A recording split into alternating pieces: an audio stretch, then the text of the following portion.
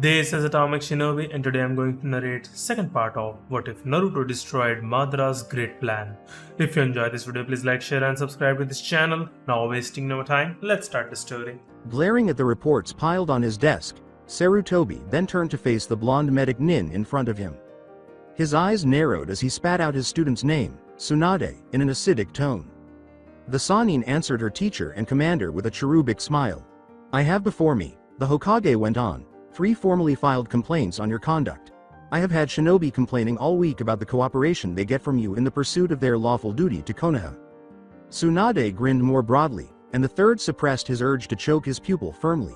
He was only able to pull it off because they both understood that the Sannin had no chance of winning because the odds were stacked against her.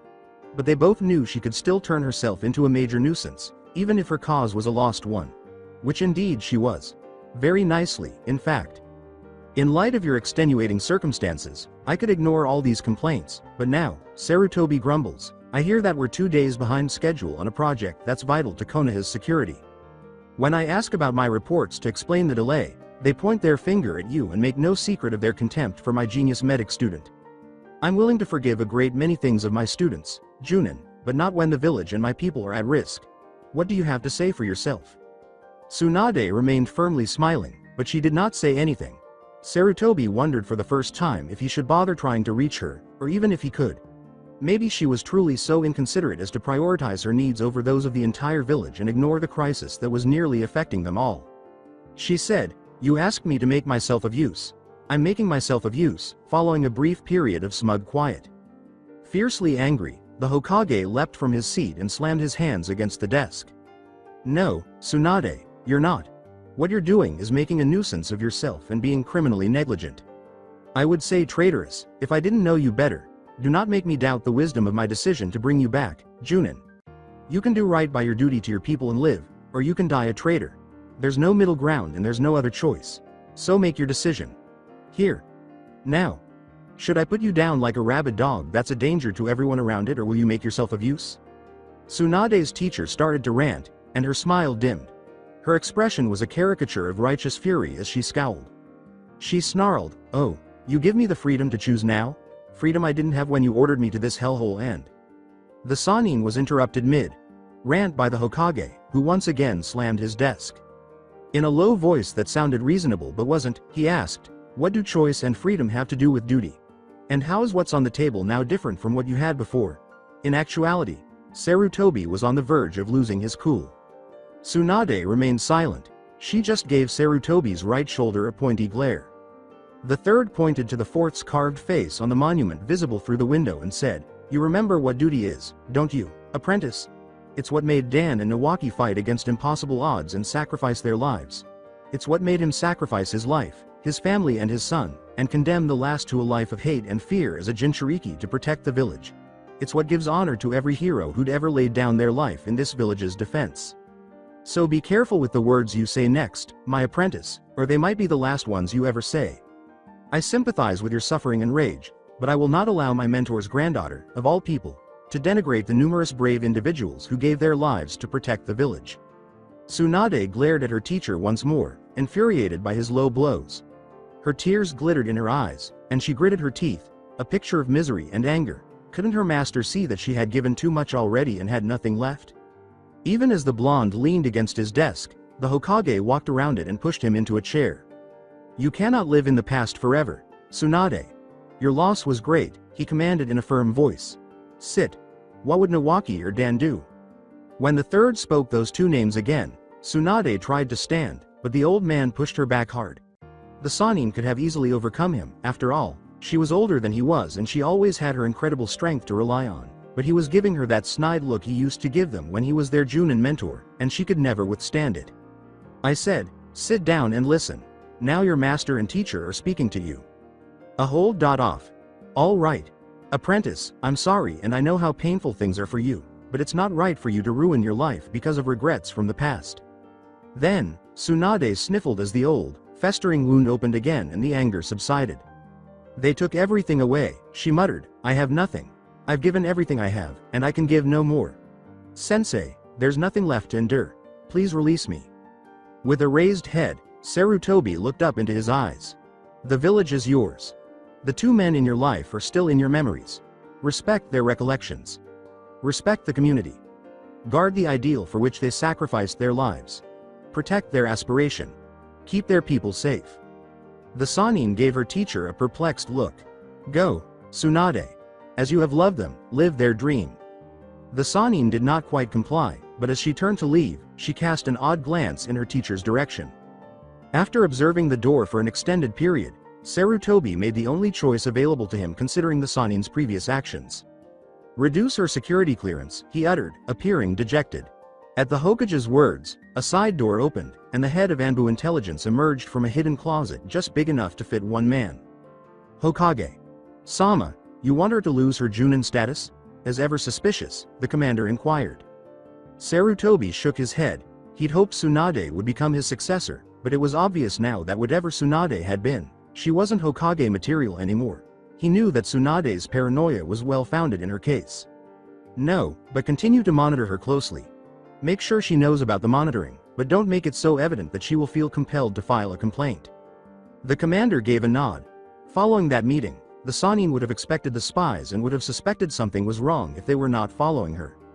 As of now, Jounin Senju Tsunade is on probation for 6 months pending review. The third added, almost as an afterthought, do not entrust her with anything relating to national security. He knew the instruction wasn't really needed, for the commander was as professional and capable as they come, but this was national security and only a fool left things to chance. After these 6 months, the masked Anbu said in a halting tone. The Hokage met the man's gaze, acknowledging his concerns without speaking. Tsunade's primary duty for the next 6 months will be to record her medical knowledge on scrolls and to give it to specific medic corps officers. We'll deal with her then if it turns out that her loyalty was lacking at the end of this time. A skilled shinobi like Tsunade, who knew a lot of dirty secrets, could not be allowed to leave the village if her loyalty was in question, especially since said shinobi harbored a grudge against her village, which the Sannin would by the end of the grace period if she did not change. The finality with which the third said, "Deal," left no room for doubt that it was an execution warrant. It had been 2 hours since the fire was put out when the Anbu tracker crouched down by the remnants of the campfire and examined the wet ash, holding up 2 fingers to his eagerly awaiting captain. We got along well, Stinker. With that cool, collected tone, his commander questioned. Tracker Stinker, a seasoned veteran of many battles, nodded. He liked the rookie officer because the captain had sounded just as cool under pressure during a protracted battle with 3 high-ranking Nukenin. Nothing, in Stinker's opinion, gave men more confidence than knowing that their commander was acting carelessly during a fight. On the other hand, nothing was more likely to deflate men than an officer in a panic. Despite his admiration for the squad leader, Stinker reminded himself that there was still work to be done. He ignored his thoughts about his commanding officer and focused on the task at hand. The meticulous analysis of the spoor left by the trail animals. After gaining as much knowledge as possible from the donkey droppings, Stinker faced his captain. He declared, "We're less than an hour and a half behind them," gesturing to the woods that bordered the hills 12 miles to the left of the trail. That country was wild and mostly uninhabited, perfect for a thief, bandit, smuggler, or in this case, would-be invader. The captain turned to face the hills and nodded absently. The captain was a recently promoted newbie, but he was very good leadership material, enough that Stinker sensed the unasked question even though his co's attention was mostly elsewhere. Good enough that he understood he had to give his tracker enough time to finish his report before interrupting him. Stinker continued, "There's always the chance of confusing one merchant train with another in a trade route such as this one, partly because the captain was the kind of guy who was interested in such things, and partly because it struck his fancy to show off to this man he admired. However, there are a number of hints that indicate this is our trail. The feces from the worm, infected donkey, the lame one that injured its right front leg, and our man's poop on that bush over there." There was a moment of silence while Stinker considered including a statement that was not grounded in fact in his verbal report. "That last one's probably the work of our man as well." The captain turned to look down at his subordinate, weighing for a mere 2 seconds whether or not to commend the man for a job well done before deciding. "Nice work, Stinker," he replied. "Tell Spitter that we move in 5. The situation was different now, of course, after the man led them to an easy victory against the Nukenin, but Stinker nodded a smile. The captain had never praised anyone in the unit before, not that the men had exactly been clamoring for his recognition the first 2 months of his assignment. So, with a big smile on his face, Stinker went to the XO who was stationed around the perimeter to give the order. The squad had radios, but it made no sense to use even short-range ones when tracking prey. After completing the movement orders, the captain called for a hawk to deliver a message back to headquarters. Please deliver this message to Anbu Intelligence, Soryu. Trail 3 mule train was moving into Forest 2177. Forest 2177 was inaccessible country to most and was regarded as useless from a military standpoint by powers friendly and otherwise outside fire country. It took about a full day's travel from Konoha, half a day for the march and another half for rest and recuperation. Konoha had precise maps of every square inch of fire country in most places beyond since the first reign of the third Hokage.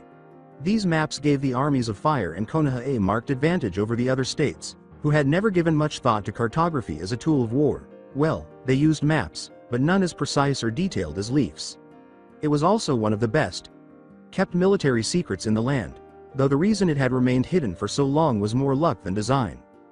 Despite his insane and irrational behavior, Orochimaru was once a student of Sarutobi and was raised in a military culture that was far more aware of the importance of precise terrain knowledge in the AO than its adversaries.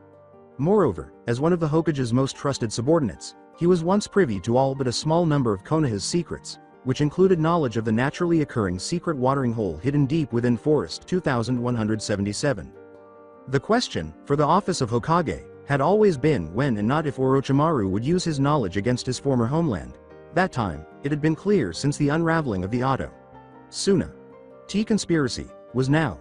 Since Orochimaru's defection, Anbu HQ had always assumed that the qualitative lead Konoha enjoyed for several decades in the area of maps was lost even when its opponents and competitors made the same stupid use of terrain outside their own lands as they always had.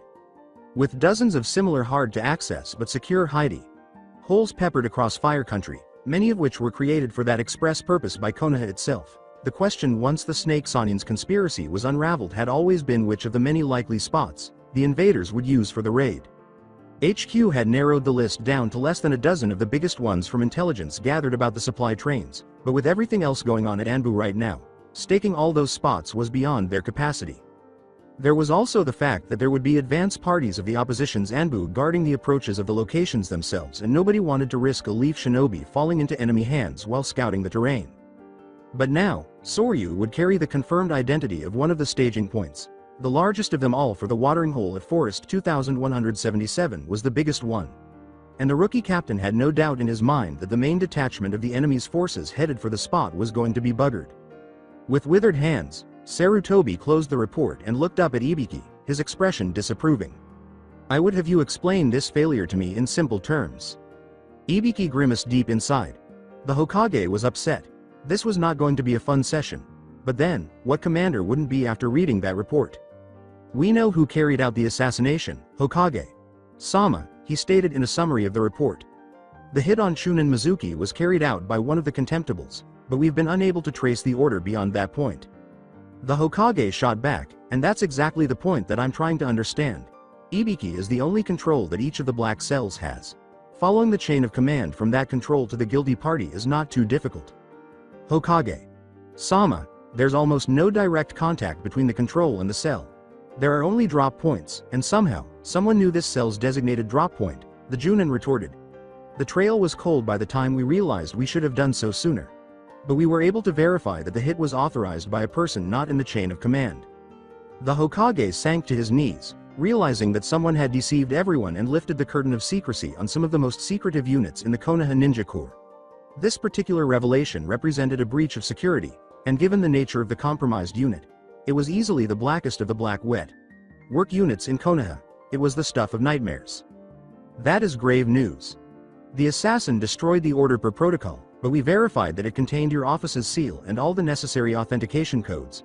It was typed on your official letterhead. We looked into the possibility that a sheaf was taken during production, but everything seems to be in order. But there was a single page missing from one of your letterheads.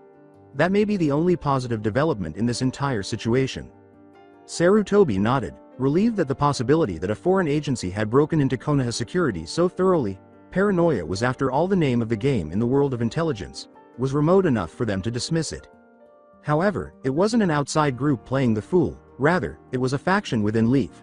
Granted, it didn't make much sense for anyone within Leaf to use the contemptibles to kill someone like Mizuki, but no honorable agency would steal a single sheet of paper from the Hokage's letterhead, falsify his seal, and then jeopardize the greatest calculated coup of the century to get rid of a worthless Chunin like the dead Chunin. It'd appear we have lots of rats in the closet, Ibiki. Indeed, Hokage. Sama. We suspect Root, but we don't have enough evidence. This, more than anything else that has happened in the last few months, I suppose, emphasizes the need for a thorough reorganization of our security configuration in addition to stringent unit.by. Unit audits to guarantee compliance. Ibiki, institute security reviews. Update authentication procedures and rework existing ones. As needed, assign within your unit. I need this finished right away. Yes, Hokage. Sama. And direct the tainted assassin to return to her position. We'll assign her to a desk job, an advisor position, or another role in the industry. With a nod, Ibiki got up from his seat, signaling that the meeting was over. Sarutobi took a puff from his pipe and considered having his current letterheads destroyed and having a new one made, but decided against it. Are we certain that just one leaf was taken, Ibiki? Yes, Hokage. Sama. I'm grateful, that's going to be it. Rather than his men being brainless and incapable of independent thought, as this particular despicable specimen of Root was, or perhaps he was guilty of too much independent thought and that was his crime. Danzo watched passively as two of his subordinates dragged the body of the incompetent bastard who'd thrown a wrench into so many half-ripe plans away. The fact that the imbecile had acted on it independently and without considering the implications for the larger picture made it even worse. In the end, he had compromised Root's greatest intelligence coup within Konoha to date. And all for the sake of a known traitor whose execution was already ordered by Sarutobi and scheduled on the day of the Chunin finals. Still, Danzo did not really care. He expected his soldiers to expand on his orders and carry them out in the most effective manner possible. He certainly did not spend a significant portion of Konoha's covert budget training them to do so. Whatever one said about the Third's pacifist nonsense, the man was deadly on any field of battle, be it political or on the field. Now, because of one stupid, son of a syphilitic whore, Sarutobi would know that his own little black corps of assassins tucked away all over the elemental lands was compromised. The knowledge was sure to alert him to Danzo's maneuvering. There was no one else within Konoha with the wherewithal to pull off something like this, and make the wily, old codger wary going forward. Hey Kakashi. How are things going with your students? Upon noticing the other Jounin entering the tea house, Asuma inquired. From behind his mask, Kakashi grinned cheekily. He'd been waiting all day for someone to pose that query, and he had the funniest response. You'll find out yourself at the finals. Asuma laughed, but then the Jounin laughed at almost anything, so perhaps in the end the reply wasn't all that funny. You really are working them so hard? Kakashi was not going to divulge that information to anyone, not even the Hokage, let alone his colleagues. No feedback, Asuma. You don't ask about my cherubs, and I don't ask you about your Nara. The younger Sarutobi snorted at the image in his mind of Team 7 as naive babes, and Ino still winced whenever casual conversation turned to Kakashi and his group. Oh, Kakashi, please relax. I have no intention of undermining yours. Kakashi gave a nod. Yeah, but this approach works better. Once you know, there will always be a temptation to share. That was true. Asuma gave the Hitaki credit for it. How is Sasuke doing? He inquired. Kakashi scowled. He replied, not safe, with a worried expression on his face.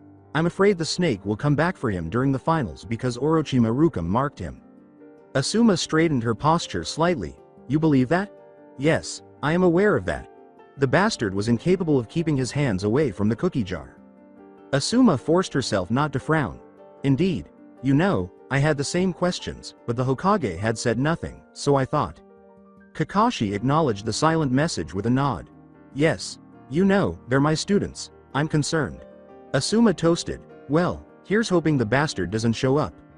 The Hokage's son was not a gossip, so he would keep their conversation to himself, unlike one of the Jounin who'd been sitting close enough to overhear the Hitaki. Which was another reason why Kakashi had chosen Asuma earlier in the evening.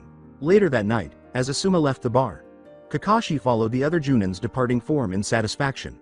Now, their silent interloper would go around spreading the gist of the talk he'd overheard.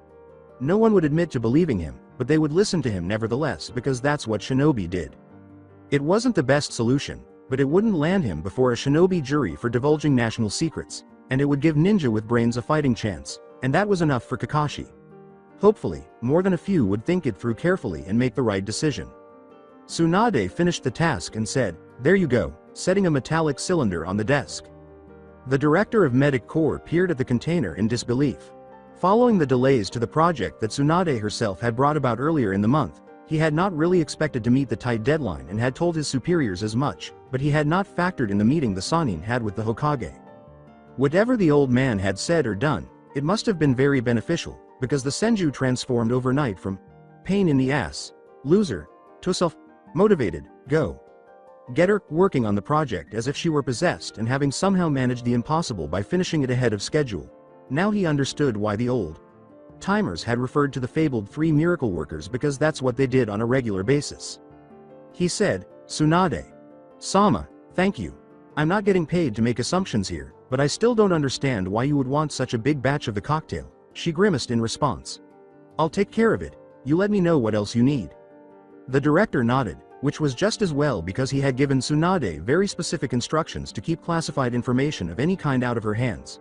She could work on sensitive projects, but only as long as the information she had access to was insufficient to make any kind of judgment, which in this case it was. "In keeping with that, is there anything else you require?" the Sannin inquired. "Not at the moment, Tsunade Sama, though I was hoping you'd do me a favor." "Oh," the director grinned. "Indeed. For aspiring shinobi, it would be fantastic if you wrote the textbooks for some of the more complex medical topics." "I can do that. If it's not too much trouble, I was wondering if you could also record your occult methods, real-world observations, and other things. Of course, the information would be extremely private and not available to just anybody. However, since you are a fellow scholar, I'm sure you recognize the importance of preserving knowledge for future generations." Tsunade nodded, of course, but her mind was elsewhere. The director's flitting eyes told her the man was lying, but she knew she was on thin ice and had to cooperate. The man was good at disguising information for a civilian, but he lacked the dexterity to conceal subtle clues from an experienced shinobi. She wanted to see if she could live the life her brother and fiancé lived and died. If not, then be damned to Sarutobi and his village. She was one of the legendary 3 and she would damn well get out or die trying. Her motivation was not so much fear for her life, though that was a contributing factor. The head of Anbu intelligence pointed to 4 locations on the tactical map, saying, "Here, here, here, and here are the encampments. The reports have their strengths and dispositions." The head of Anbu operations turned to Danzo, who nodded, and explained that the actual execution would be handled by the ninja groups, which would consist entirely of men from their departments. "We've read the reports," he declared.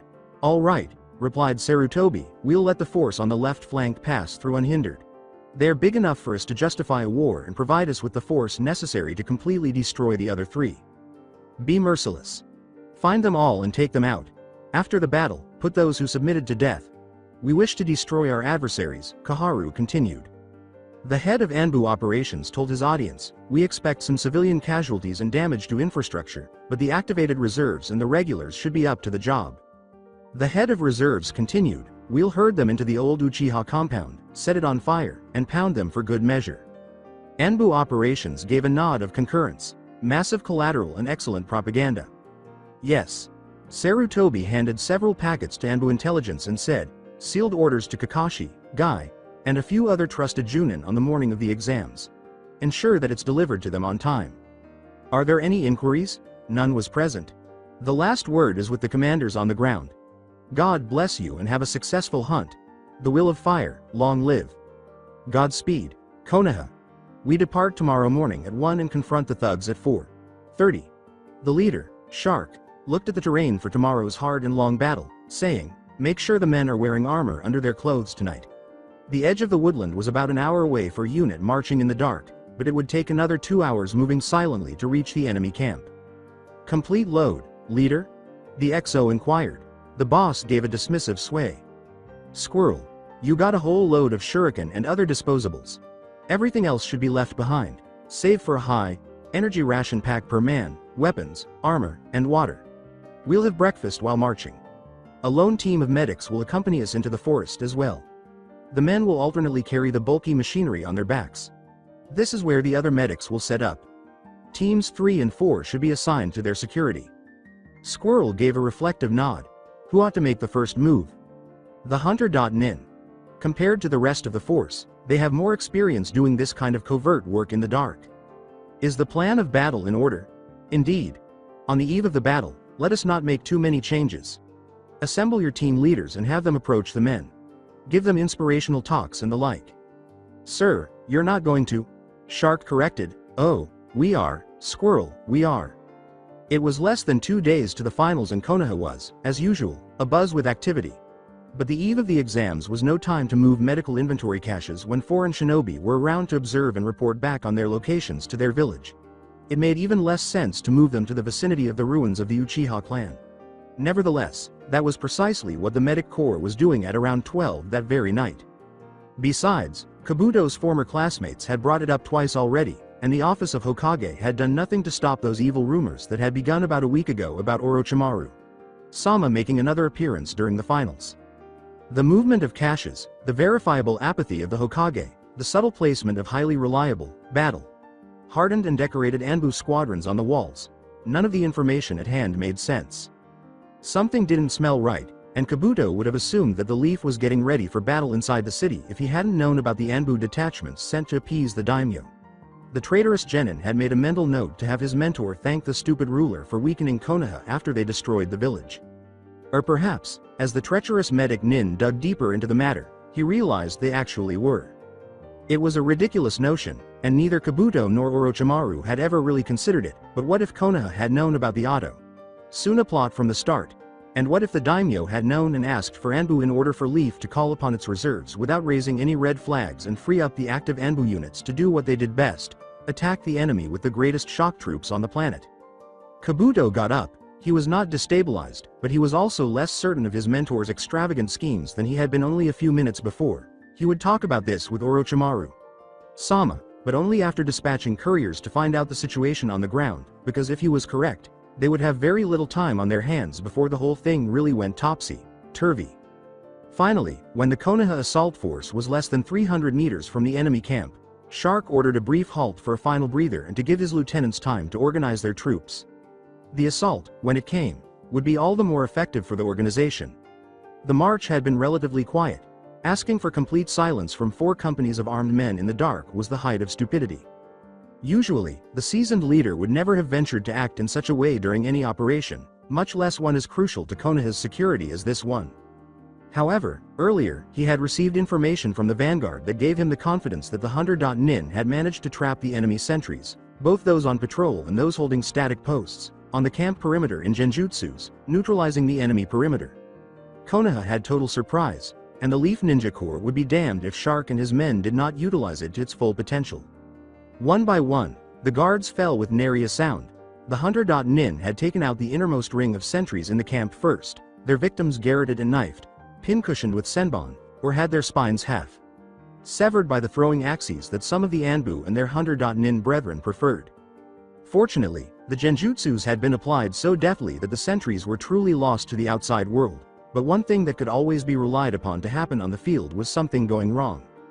So even the lone hunter Nin who missed his quarry completely because the man turned away at the last moment got another chance to take out his target. None of those who saw the botched kill doubted that the hunter Nin would be the target of jeers from his cellmates for months to come, but even so, they were all silently grateful for small mercies. After all, raising the alarm would have made for a very bloody and terrifying battle in the dark. The companies moved into assault positions under the direction of their commanders once the hunter Nin successfully signaled the elimination of the last of the perimeter guards. The companies waited silently, hidden by the shadows cast by healthy branches that provided overhead cover under the starlit sky, as the minute's hand swung closer and closer to the agreed-upon time for the attack. There weren't many of these weapons, which were Konoha's latest innovation in the battlefield, having been developed only months earlier by an Anbu recovering at the hospital after a mission gone wrong. But at T-15 seconds, the company commanders swung their arms down as 1 in 3 men emerged from the tree line, clutching little spheres in their hands. At 10 seconds to 0, the men who were exposed used their free hands to create seals and set off the explosive seals inside the spheres. They threw the bombs at the enemy's sleeping forms as they had been trained to do at T-5, running 3 paces. All but one of the volunteers fell, after he caught his foot on an exposed root. This meant that, just to be safe, everyone within a few meters of the Slipey also hit the ground when the volunteers all did. It took 3 seconds to complete this task. Armored ninja, those specifically assigned to this task, fired flare arrows high into the sky set on delay seals, which would hang in the air for several minutes and provide the minimal amount of illumination needed for the attack. At the same time, as the spheres reached the peak of their brief flight, the remaining hidden Konoha shinobi slid into ready-to-sprint positions to charge the enemy. The bodies and the probably naked weapons on the ground between them and the enemy be damned. The spherical grenades burst, consisting essentially of densely packed wire bundles encircling 4 unique explosive seals that were cushioned by cotton. One unsuspecting shinobi was hit on his crotch, and another on his head. In both cases, the unfortunate victims died. The former because the bomb exploded as it bounced off the newly neutered man's crotch, and the latter because the hit crushed its victim's skull even before it exploded. Some burst in the air, some on the ground, and a few even bounced off the bodies of sleeping enemies before exploding. Within the camp proper, there were over 300 would.be invaders. They were all asleep when the bombs went off, with the exception of one officer who was writing up a report in his tent. However, 300 men require a good deal of space to sleep, even if they are not lying side by side, which the enemy was not doing. They were dispersed over a wide area in squads. But there were grenades everywhere, and each one had a 10-meter kill radius. There was more than enough to destroy the ranks of shinobi nearest the tree line, though not enough to saturate the entire clearing. After all, no one could lob them that far anyway. A whole squad was mowed down by supersonic pieces of red-hot wire from the explosions, which sliced through armor like tissue paper and drilled deep into the flesh beneath it. Men who had only moments before fallen asleep woke up screaming, their bodies torn apart and lost appendages hurting through the mist of sleep. The troops inside those tents may have been taken by surprise, but they reacted as only seasoned, well-drilled soldiers can, and dozens upon dozens of half-dressed men spewed out into the cold early morning air. Unfortunately for them, their emergence from the tents coincided with the ignition of the flares, which went off with bright flashes in the sky. The tents farthest from the Konoha troops, the ones untouched by the rain of explosions, burst open even as the last explosion resounded through the clearing. The men's eyes were drawn to the bright lights against their will for a regrettable moment, as their subconscious overrode their training. That mistake, small as it was deadly when combined with their otherwise almost perfect reaction in this context. After all, more battles are won or lost by things that nearly went one way but did not. It was a testament to the enemy's training that their conscious minds almost resisted the urgings of their subconscious. Shark had earlier, on the Konoha side, ordered the commander of the Hunter.Nin vanguard to the enemy's rear as a blocking force, but now, seeing the confusion in the enemy ranks, the commander of the Hunter.Nin saw a great opportunity. The would.be invaders were distracted, and an attack from the rear would further disarray them. If she and her men could hold the enemy's attention for a few seconds before the main body of the Konoha force fell on them, the consequences would be disastrous, both in terms of casualties and the toll it would take on the enemy's morale. Why, if this blow that was about to land was strong enough, and since Shark was using the hammer, she had no reason to think it wouldn't be. It might even break the enemy's will and confidence, making the fight a complete loss. Hunter.Nin is supreme.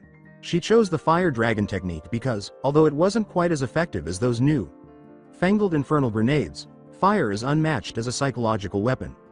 She screamed the Hunter.Nin motto at her men as an impromptu war cry, and although it pricked her sense of professionalism to shout what was in effect a warning to the enemy, she could not risk any hesitation or delay from her men in following her lead or her plan was shot. She unleashed a powerful Karyu Enden at the center of the enemy mass. Not all of the enemy was rendered immobile by the human torches, though, and those that were retaliated with strong elemental attacks. Lightning streaked, flames flared, water shot through the air, and 5 of the Hunter.Nin fell before the survivors of the charge smashed into the ranks of the enemy. Men scattered, their eyes drawn to their comrades who were even now burning to death. The other Hunter.Nin shot their own flame attacks and rushed the invaders, charging against better than 15-to-1 odds. The last few bleeding survivors clumped together to protect each other's backs, but as the enemy made to close in and kill them, Shark's force fell on the 4 Nin from their other rear. 2 more fell within the next 6 seconds, felled by multiple blows from various opponents. Although Konoha's charge was not entirely unnoticed, many enemy reacted in a negative way, and archers on the flanks took advantage of the situation to shoot many of them. A skilled shinobi without a staff or sword could usually deflect 6 arrows in ideal circumstances. With a staff, they could even form an impenetrable barrier. However, a nighttime battlefield filled with the sounds of the wounded and the dying, the desperation of the defeated, and the silent prayers of the victorious is hardly ideal ground. The archers took advantage of the fact that it took a very special ninja to stop even 1 arrow in the chaos, but as it happened, 2 of those who responded to Konoha's charge fell before they could warn their comrades, suffering from bad cases of instant death from ninjutsu through their heart. They were the victims of Konoha Anbu who'd braved the hail of arrows and risked their lives to buy their comrades a few more precious seconds. One of the Anbu attackers was struck in the shoulder by an arrow intended for his target, and fell with his prey in a severe fall that literally tore his shoulder apart and bled him out in a matter of minutes. Shark led from the front, stabbing 3 who had their backs turned to him before he lost his sword lodged into the third one's spine. He made no attempt to rescue the blade, however, grabbing hold of one of his kunai and stabbing a 4th one in the neck, the unknown ninja falling down gurgling. Still, the heroic actions of those 2 Anbu and the Hunter.Nin charge bought Shark and his men the time they needed to close ranks with the enemy. Shark cleared his immediate area and looked around, seeing dozens of opponents fall everywhere within eyesight as Anbu made mincemeat of opponents with their backs to them. The enemy was too close and the battle was moving too quickly for any enemy officer to establish order, especially since any attempt to rally the remaining invaders would result in their elimination, or for the men to effectively resist. The survivors gave up in a minute, throwing in the towel when many raised their hands in surrender, but some tried to break free or were too shaken by fear to think clearly and tried to run away in a panic, only to be shot down with arrows or pursued by the Anbu, who were positioned on the flanks, before they could get very far. And like that, it was over. The battle, if one counts the taking of the sentries, took less than 2 hours, including fighting and rest movement. For the majority of the men under Shark's command, it was little more than a pigeon shoot, a fact for which the weathered veterans of the units would always be grateful. As he cleaned his kunai and took out his sword, Shark allowed himself a smile, relishing the victory. It was even better than he had imagined, since he had only lost a handful of men to wounds or death during the battle. Shark cleaned and sheathed his sword, and when he looked around at last, he saw that his lieutenants had already organized hunting parties to take down the few strays that had escaped, litters for the wounded, and securing the POWs. As he made his way around, he wondered, bitterly, just how the battle would have ended in the absence of such a capable commander, or in the absence of such courageous shinobi to fight alongside him. "Sir, that was a lovely battle." One Anbu in Shark's path uttered those words. Shark gave a nod. It was, as most fights where you had to kick the living hell out of the other guy were. "With brave men like you," he declared loudly, gesturing to the clearing for the benefit of all Anbu within earshot, "it'd take better men than weak pussies from Suna and Otto to give us a good fight." The men gave a cheer. Shark waved at them with a proud smile. "Boys, we crushed them. The finest 2 villages had to offer, and we thoroughly defeated them. However, we haven't finished yet. Assist the injured and secure the detainees. Now that we've overcome the most significant obstacle, don't cut corners with security. When we get home, we'll have plenty of time for alcohol and shit. I'll give you all a pat on the back for a job well done and your combat bonus. Hold firm and fulfill your responsibilities until then." Rejected. Shark nodded to them and to Squirrel, who had approached during the speech, and the men drifted back to their work. This time, there was a greater cheer, due to the bonus and the possibility of getting laid, and not just from the group of men closest to the Anbu commander. Squirrel reported, "Everything's in hand, sir, or will be pretty soon. In a little while, the final prisoner will be trussed up. Security around the perimeter. We are addressing it. In order to make better use of the personnel at our disposal, Queer is currently updating the patrol roster." Who took the biggest blow? The blocking force of the Hunter.Nin. Almost none from the main force, with the exception of a few blue-on-blue walking wounded here and there. Very few people were hurt in the main attack since they were unable to employ any heavy ninjutsu once we were around their necks. According to our intelligence, the invaders would primarily consist of regular forces shinobi. They're not used to our preferred shock tactics. Even so, we got off easy. We are grateful that the Suna shinobi contingent with the grenades arrived. The auto fuckers were the ones at the far end. Yes, we did, Shark admitted. The hidden sand bastards were hard movers, and he was relieved that they had caught the Suna ninja off guard. He had engaged them in a fierce battle once during the Yondaimi's reign and had the scars to prove it. "We'd better get to work," he said. "Dare I take a moment to visit the injured now?" "You can, sir." Shark hesitated, too. It felt wrong not to be out there, giving orders to clear up the chaos left over from the battle, but that's what happens when you have capable subordinates who know what to do. In the end, though, he decided he would stay out and not get mixed up. Nothing he could see that required his attention, and even if it had, he discovered in the months he'd spent working with his command team that they were self-assured enough to ask for assistance when they needed it. Later, with Squirrel at his side, Shark faced the 3 remaining Hunter.Nin out of the original 12, whose bravery and selflessness had saved so many lives. Whose concept was it? He was curious, so he asked. One of the survivors shifted in his seat and said, RCO, wincing at the pain the slight movement caused. Another pointed to their dead leader's badly disfigured body, which was lying horizontally on the ground not far away. Her body bore 4 large wounds, all of which would have been fatal in the absence of prompt medical attention, which was lacking. She exhibited bravery. Shark remarked, "You've saved a lot of lives today." The ninja hunter shrugged. "She doesn't seem to care, in my opinion." Then, straightening, "Thank you, sir. She's dead as dead can be." He sighed regretfully at the loss of the woman who had been a fine hunter. Nin and a good leader. "We simply carried out our duty." Shark gave a nod. "I'm putting your names all up for praise. The memorial stone bears the names of your deceased. Bear the discomfort for a little while longer, boys. The litter bearers should be back from their runs any minute now."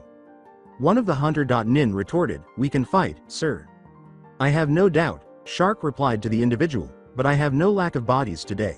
Certainly more than enough to complete the other aspects of the mission. Be at ease that no one would question your bravery or your comrades. Not after today, anyhow." The hunter. Nin nodded, then leaned back against the trunk he had been sitting on. In spite of his boldness, the man was bleeding profusely from a stab wound to his leg, and the bandage covering his head was wet. Shark maintained eye contact with him for a brief moment before turning to attend to the other task at hand with a deep nod of respect. Dutifully, Squirrel trailed his commander to the prisoners of war. Kabuto dispatched 4 messengers to gather information, one for every area where troops are staging. Only the courier aiming for the staging area on the left flank succeeded in reaching his target out of the 4. Not so for the other 3. 2 never again saw the sun rise. The Forest 2177 courier ran through the darkness as quickly as his well-trained legs would allow. Taking reckless risks in the course of performing his duties, he eventually ran out of reserves by the time he reached his destination, having only taken 2 breaks over the course of the assignment. When he finally made contact with the main body of the Auto Suna combined force, he knew it would take him at least an hour to replenish his reserves for the run back. The Konoha Anbu was first noticed by the courier before by the other 3 Anbu were carrying a litter for a wounded comrade as they trotted along. The courier came to a grinding stop upon seeing the Konoha Nin. Though he didn't exactly panic, he made a poor choice. Immediately he tried to turn and run back the way he'd come, rather than carrying on under his current heading for a short while before circling around. The courier's foot hit a dip after only 5 steps, causing him to crash loudly into the nearby brush. Sadly for him, the Anbu heard about his fall. That was pretty much the end for the courier. His pursuer was not only a Hyuga, whose eyes functioned flawlessly day or night, but he was also relatively young. Because he was mostly tired, the courier lacked both night vision and the endurance to run for an extended period of time.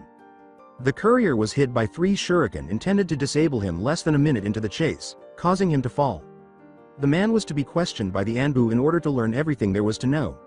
Fortunately, the courier broke his skull in the nasty fall against a half-buried rock. Otherwise, it would have been a lot of torture if he had been caught alive. Minutes later, he slipped into a final coma and never came out of it. The other unfortunate courier escaped Anbu's clutches. His destiny was much more ordinary. Less than an hour after leaving the well-traveled path, he tripped over a log and was bitten by a viper. He thought the bite was a scratch because it was dark. He was too far away from civilization to know that something was wrong by the time he realized. He made an unsuccessful attempt to head for the merchant trail. It took until after the exams to find his body. A suspicious Jounin guarding the east gate on the wall arrested the last courier. They had him in a cell, but police headquarters decided they could not be bothered during a time when the entire village was busy and pointed fingers at Anbu torture and interrogation, who pointed back at the police. Ultimately, following a series of Anbu interrogations and torture, a frustrated headquarters dispatched a lone detective to question the subject. Having been called away from a fine lunch, the detective was irritated with himself. The courier found himself out on the streets at around 3 in the afternoon because he was in even more of a rush to get back. He wasted a whole night and a half worrying about all the terrible torture the Anbu would undoubtedly inflict on him. Even so, the courier was far more terrified of Kabuto, the sadist, than he was of Konoha Anbu.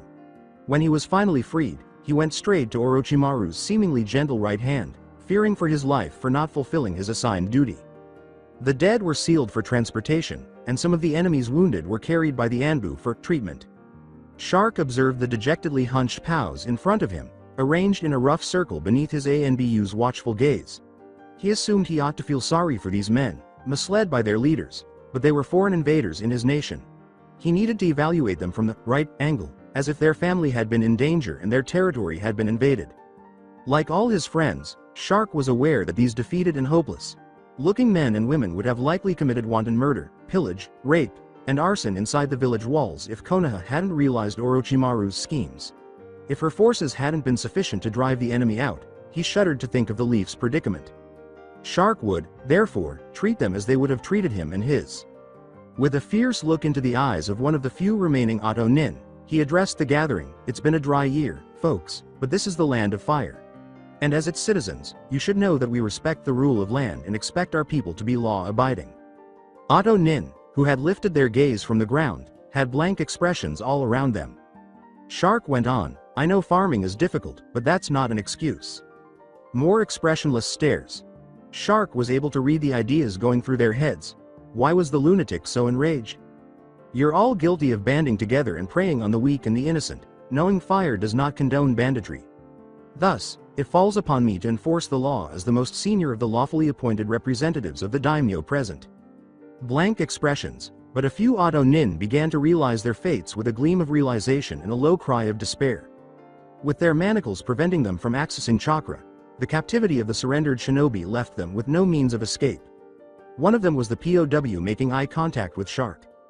The hatred in his eyes did not cause the Konoha commander to wince. He continued to look directly into her eyes while speaking. Execute them, boys. The Anbu commander assigned to this task immediately slammed his hand into the ground and gave the prisoners a yomi numa. He sealed the impromptu mass grave and watched as the last of the prisoners, wounded and otherwise, vanished. Orochimaru responded dismissively, Kabuto, you worry too much, after learning of the latter's concerns for the second time in less than a day. Kabuto was aware that Orochimaru seldom changed his mind once he made one. It was just one of the man's eccentricities. So intelligent in most areas, but so obstinate and unreceptive to the possibility that he might be mistaken. At all. Usually, Kabuto would give up and wait for Orochimaru to make his mistake before stepping in. But this was the strongest shinobi village in the country. The Hidden Leaf. If the secret was out and the chips were down, they most likely wouldn't survive. Orochimaru. Sama, please. Only one of the 3 runners who made it outside the walls has returned. I fear for operational security. Orochimaru snapped back, you forget your place, aide, turning from a smile to a frown as he reminded his subordinate of his place. After that, with a smirk, if you're right, none of the runners would have been detained. The very fact that one of them was detained, and need I remind you the man was let out of jail after only cursory questioning, tells me your theory is just that. A theory, but with no founding on reality. Kabuto remained silent. When Orochimaru noticed the pout on his right hand, which wasn't actually a pout, but Orochimaru knew the signs from long association, the Sannin chose to go up a few notches in order to win Kabuto over and appease him. He said, Konoha does not know, in a conciliatory tone. Konoha couldn't have known. Like you, I've taken great care to keep my plans a secret. Sarutobi. Sensei is probably suspicious, but his village is preparing for war against T. Don't mix up the planning for that campaign with the planning for us. Though he doubted it, Kabuto nodded. It wasn't that he was wrong, either. Aside from that rumor going around, neither had he, a loyal genin, reported oddities that could support his claims in the preceding months. However, that wasn't incontrovertible evidence either. The important information was way above his pay grade, after all. He supposed it was possible that both networks were hopelessly compromised and he'd been played for a fool. The evidence on the ground suggested that was the case, but it could just as easily be that he was making a mountain out of a molehill. However, Kabuto considered with a sinister grin that the dice had been thrown. He was aware of the dangers involved in siding with the Sannin, but he was determined to see his mission through to the very end. Jiraiya. Kaharu pointed to a chair while speaking in a neutral tone. Jiraiya, who had been very carefully smuggled into the village in a cart full of rice bushels meant for the finals, acknowledged with a nod and took his seat. You couldn't meet Sarutobi. He's occupied amusing the visiting nobility. The old advisor went on. The fallout from their camp the day after tomorrow is going to be bad. Comprehensible. I was informed that today would be my briefing. And you will do that. We believe that during the finals, Orochimaru and or the Kazekage will attempt to kill Sarutobi. The boy despises his instructor. We made appropriate plans. We think we have the situation under control and that our backup plans are solid. Hey, as long as the rat bastard is captured. Kaharu gave a nod. She went on, we think we'll have the Kazekage and Orochimaru contained. but we're worried about the latter's Jinchuriki son. If the young man let his demon loose inside the village boundaries, I'll handle him. Koharu snidely replied, Konoha can handle a Jinchuriki. After all, we have the most powerful one of them. In addition, there is the legacy of the Shodai and Orochimaru's experiment. We believe his efficacy against demons to be on par with that of the first. That being said, it is unrelated. Jiraiya, we can't have one of the tailed beasts loose in the village. The Sannin toad nodded. More significantly, Suna no longer holds the one tail in Konoha's best interests. When word spreads around the globe in 2 weeks about Hidden Sand's severe weakness, everyone will want a piece of the action. We want to claim the largest piece for ourselves first. The Hokage has this as his will. As directed by the Hokage, Jiraiya said in a formulaic reply. I'll try to seal the boy before he channels the beast, he said in a tone that was less serious. If he does, I might have to take drastic steps inside the stadium. Koharu didn't think twice about it. Obviously, as long as the Jinchuriki and the demon are vanquished with the least amount of fuss, we don't care how it's done. To tell you the truth, I think the Shodai's legacy is better suited for this duty myself, Jiraiya continued, clearly trying to find out what hidden agenda had led to the decision to place the beast on his shoulders. So he is, but we want you to do it. If Jiraiya knew the old coots, which he did, they were bound to have sent the Shodai's legacy away on some mission or other so that he could not refuse his out of hand. Sneaky, underhanded, manipulative old geezers. Jiraiya's eyes narrowed slightly, for it was obvious that Sarutobi and his inner council wanted him to look good before the village. That did not bode well for his favorite pastime and his writing career. To be sure, he said, I assume the man's out of town. Given her advanced age, Koharu's smile came across as something truly horrifying, made all the more terrifying by the fact that it was intended to be a cherubic, butter wouldn't melt in my mouth, smile. He is, in fact. What method did you use to guess? The Shodai's legacy was stashed away inside the village close to the stadium in case the Sannin refused, she said while gritting her teeth. Sure enough, the old farts had it in for him, Jiraiya moaned to himself. 15 hours remain until finals. The Auto. Suna Force Commander Tora scowled at the dark horizon, seeing nothing of the other units that were meant to meet up with his. Despite this, he wasn't overly concerned because he was aware of the challenges his fellow commanders faced in coordinating between Auto and Suna Shinobi, as well as the difficulties involved in surreptitiously moving such a sizable troop of men so close to a shinobi village, even Tree. Hugger Paradise Konoha. As busy as the roads to Konoha were near the exams, he wouldn't be surprised if some of the others weren't there in time for the assault. Among the travelers, there were undoubtedly Leaf Ninja dressed as civilians. If the Odo Suna force took the main roads, even divided into small groups, the Tree Hugger spies would notice the disappearance of a significant number of visitors so close to the gates and sound the alarm. That wouldn't work at all. We still have the entire night ahead of us. In the event that the others fail to appear, I will have to reduce the extent of my mission. With a wry smile on his face, he muttered to himself, and write a scathing report to Orochimaru Sama on the issue of punctuality in military operations. Out of the 3 commanders, 2 were Suna Shinobi and 1 was Tora's main political rival within Auto. He would love to be done with that bastard forever. The manager saw no reason to protest when the quality inspector asked to look into the cisterns that fed the stadium. After all, the Hokage's special appointees had been inspecting everything constantly for over a month. Nor did he think it odd that the old man had asked for a ladder to look at the water quality. After that, it only took a little bit of expertly used genjutsu for the inspector, an Anbu commander, to carefully remove the packages from the seal and, using just a little ninjutsu, dissolve each one in a tank of water. The Anbu said, Kakashi.san, greeting the gaunt, looking Jounin. It was 3 in the morning, and Kakashi needed his bloody sleep, he glared. He snarled, it better be important. After giving the sealed parchment to the Anbu and walking away, Kakashi shut the door, turned on the light, read the communique, and, like any veteran, promptly fell back asleep, realizing he had a lot of work ahead of him and that he needed all the sleep he could get. Though their teacher did not find it amusing, Sakura's teammates did. It was 7 in the morning when Team 7 gathered at their training ground for some last-minute instruction from Kakashi, who for the first time in the team's long association with the Jounin, was on time. Sakura kept looking up to see if the sky was falling down.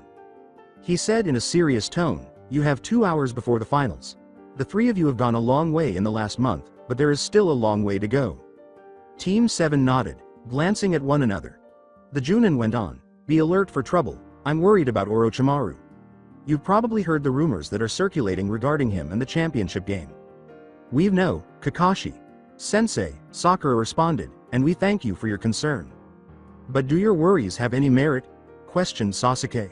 It was too late in the game to worry too much about operational security, and Kakashi did not hesitate for even a nanosecond.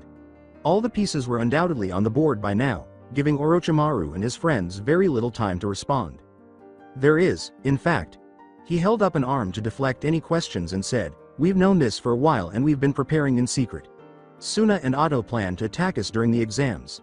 You shouldn't tell your friends the same thing twice. If it weren't necessary for operational prudence, I wouldn't tell you.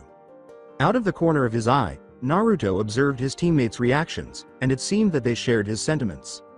Sensei, what orders do you have? Attack his house and family, with the foreign bastards? He would see to that, he asked in a flat voice. Take out the opposition finalists. Please, spare your Konoha brothers. My orders to you are as follows.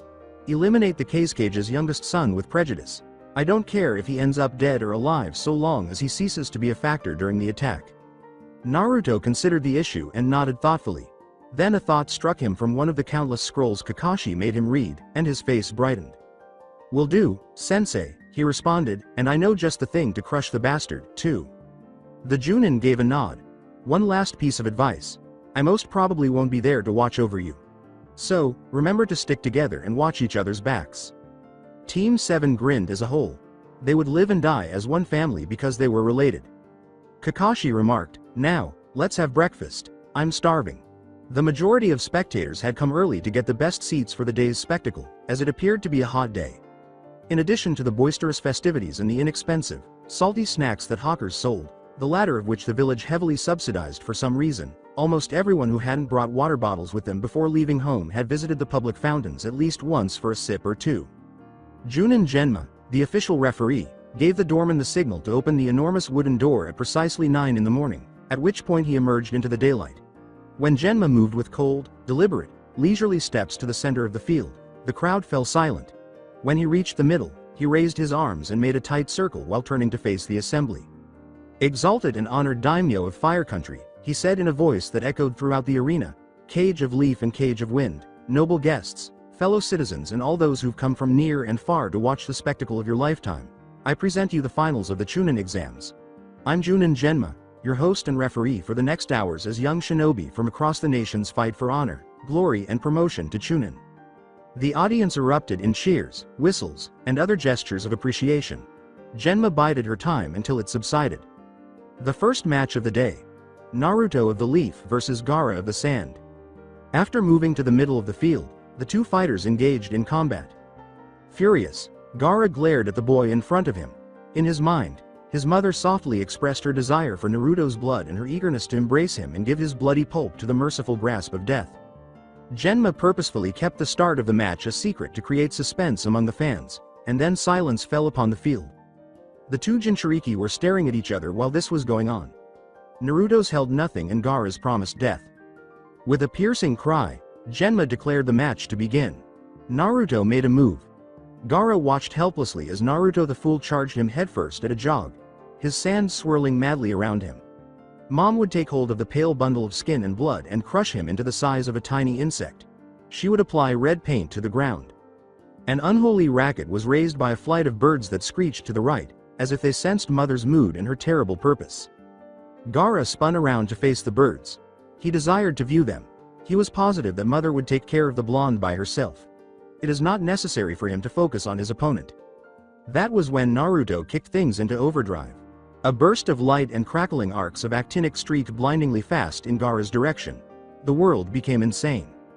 Baki observed the entire incident with a morbid fascination. In an instant, Gaara's adversary was plunging headlong into certain demise. Another copy of him stood straddling the enclosure the very next time, lightning conjured in his hands. The lightning cutter, Kakashi's infamous rakery. However, if your goal was to surprise someone, the rakery is an unreliable instrument. To start with, the volume was really high. For another, it could devour even the largest reserves of chakra with frightening ease due to its enormous appetite. In the end, its standoff distance became extremely limited unless the user was extremely quick. For a brief instant, Baki hoped the Konoha Genin had erred. It was true that Gaara and his sand were vulnerable to lightning, based attacks, but as many would-be assassins dispatched by the Kazekage had found out, the reaction time of his involuntary defense mechanism was unnaturally quick. However, before attacking, Kakashi's pupil did not even give Gaara a chance to realize he was there. Gaara's sand did respond, but as Baki and the rest of the stadium found out, the boy had never really intended to harm the Kazecage's son. Surprise! It wasn't even the crumbling propane tank that was the real target. Within the stadium, another Naruto traded places with the first one, who had coincidentally drawn closer to Gaara. 14 kilograms of liquid propane were inside the cylinder. Naruto had used a quick, acting seal that the Anbu had previously recommended for mission entries. By weakening the crystal's molecular bonds, the seal allowed forced entry into designated points. Nonetheless, because it was so easily defeated by inexpensive counterseals, it had become largely obsolete in the modern world. The counters were absent from the cylinder in question. The cylinder blew apart a split second after Naruto activated it and a fraction of a second after the Kawarimi, losing its structural integrity and leaving the propane under extreme pressure. The vicinity of Gaara quickly became heavily populated with highly flammable propane. A fuel-air explosion was planned for the scene, and Naruto provided the last element, his Reikiri. The explosion that followed was like hell on earth. In an instant, Naruto's clone turned carbonized.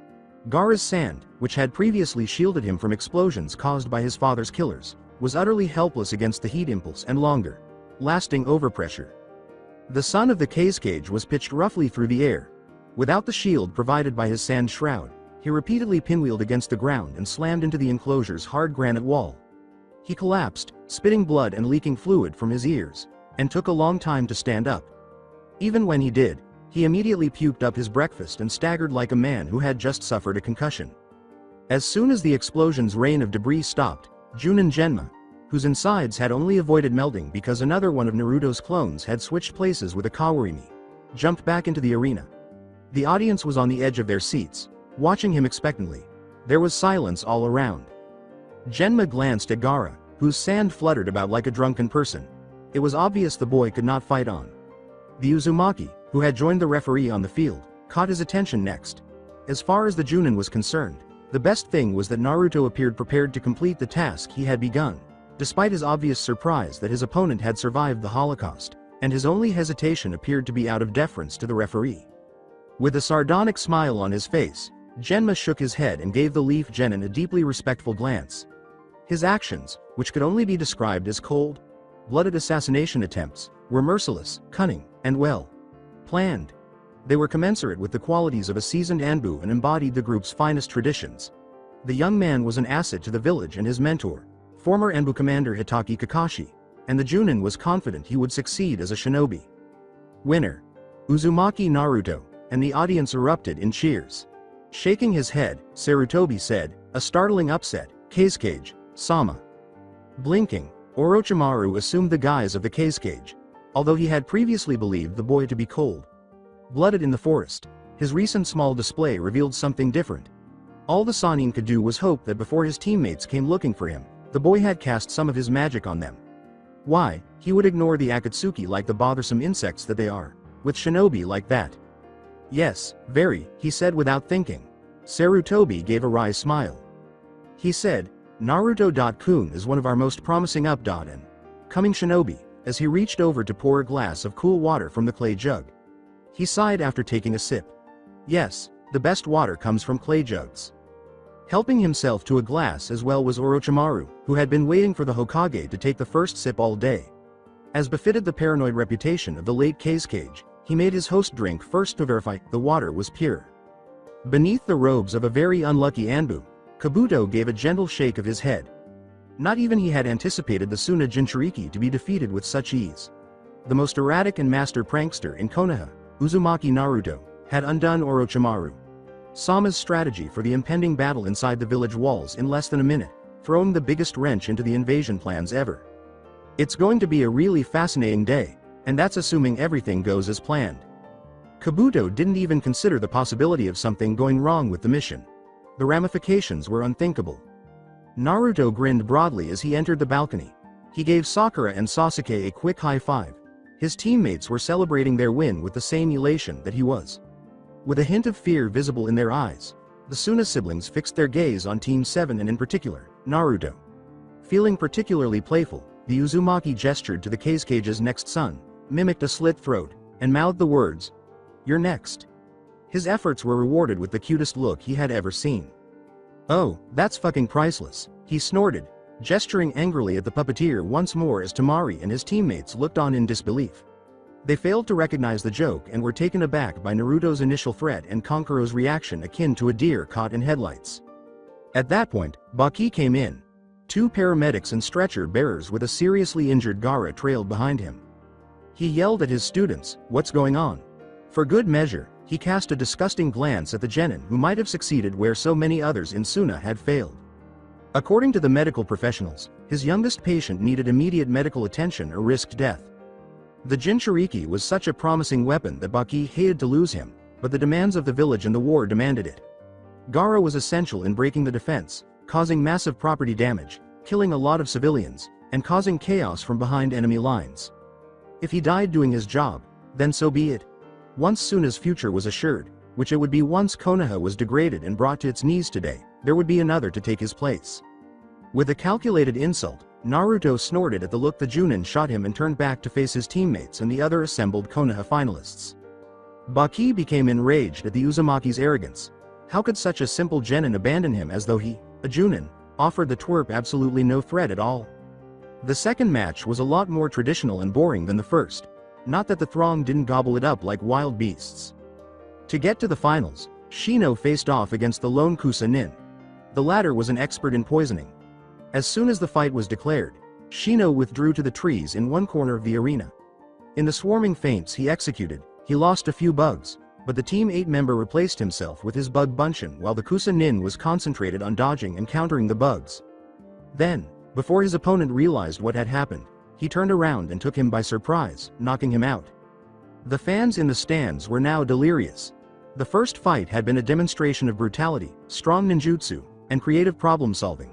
There was no denying that they had witnessed the emergence of a new legend among the shinobi. The second game was a textbook example of how to take down a lethal opponent by using superior tactics in the terrain. Only God knew what would come up on the third exam. As it happened, there was a great deal of excitement for the third exam, not just the good kind, either. Now, it was obvious that the other 3 groups would not survive to participate in the assault. Although the fact concerned him a little, Tora did not believe the enemy was aware of Kazekage and Orochimaru. Sama's plans. If Konoha had, he had not noticed any indication of it, nor had his master given him any warning. In fact, when he strolled through the town early in the morning to survey his area of responsibility, security appeared fairly laid back. The auto commander first glanced at the spotter, then at his wristwatch. The watcher shook his head, saying that the moment wasn't right for the assault. There has been no flare from inside the village thus far, indicating an early start to hostilities. Thus, everything was proceeding as planned. All right, aside from the 3 units that are missing. Tora's face lit up with anticipation at the thought. He would always treasure his enemy's suffering from a few days from now on. Hyuga Neji, the self-proclaimed victim of the terrible injustices of fate, the genius to all, and the annoying prick to many an acquaintance, squared up against Uchiha Sasuke at nearly 10 in the morning. Neji opened his mouth, assessing his opponent. Fate has ordained. The match had not yet been signaled to begin by the referee. Furthermore, Neji seemed to feel compelled to let his opponent know that fighting against fate is futile. He was not going to get the satisfaction from Sasuke. Blah blah. He said with a voice that was insufferable, "Is that all you know? Fate this. Fate that. Fuck off, you dumb prick. I'd already heard your speech during the prelims and have no intention of suffering in silence while you stand there going yakati.yak."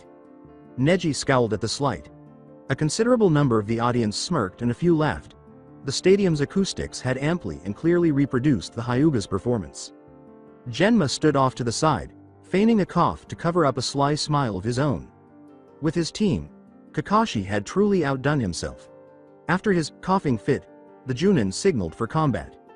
Neji's Byakugan easily penetrated the web of lies that Sasuke's Sharingan woven in his opponent's mind. Sasuke had never intended for the Genjutsu to prevail in the battle, though it did exactly what it was supposed to do: distract Neji.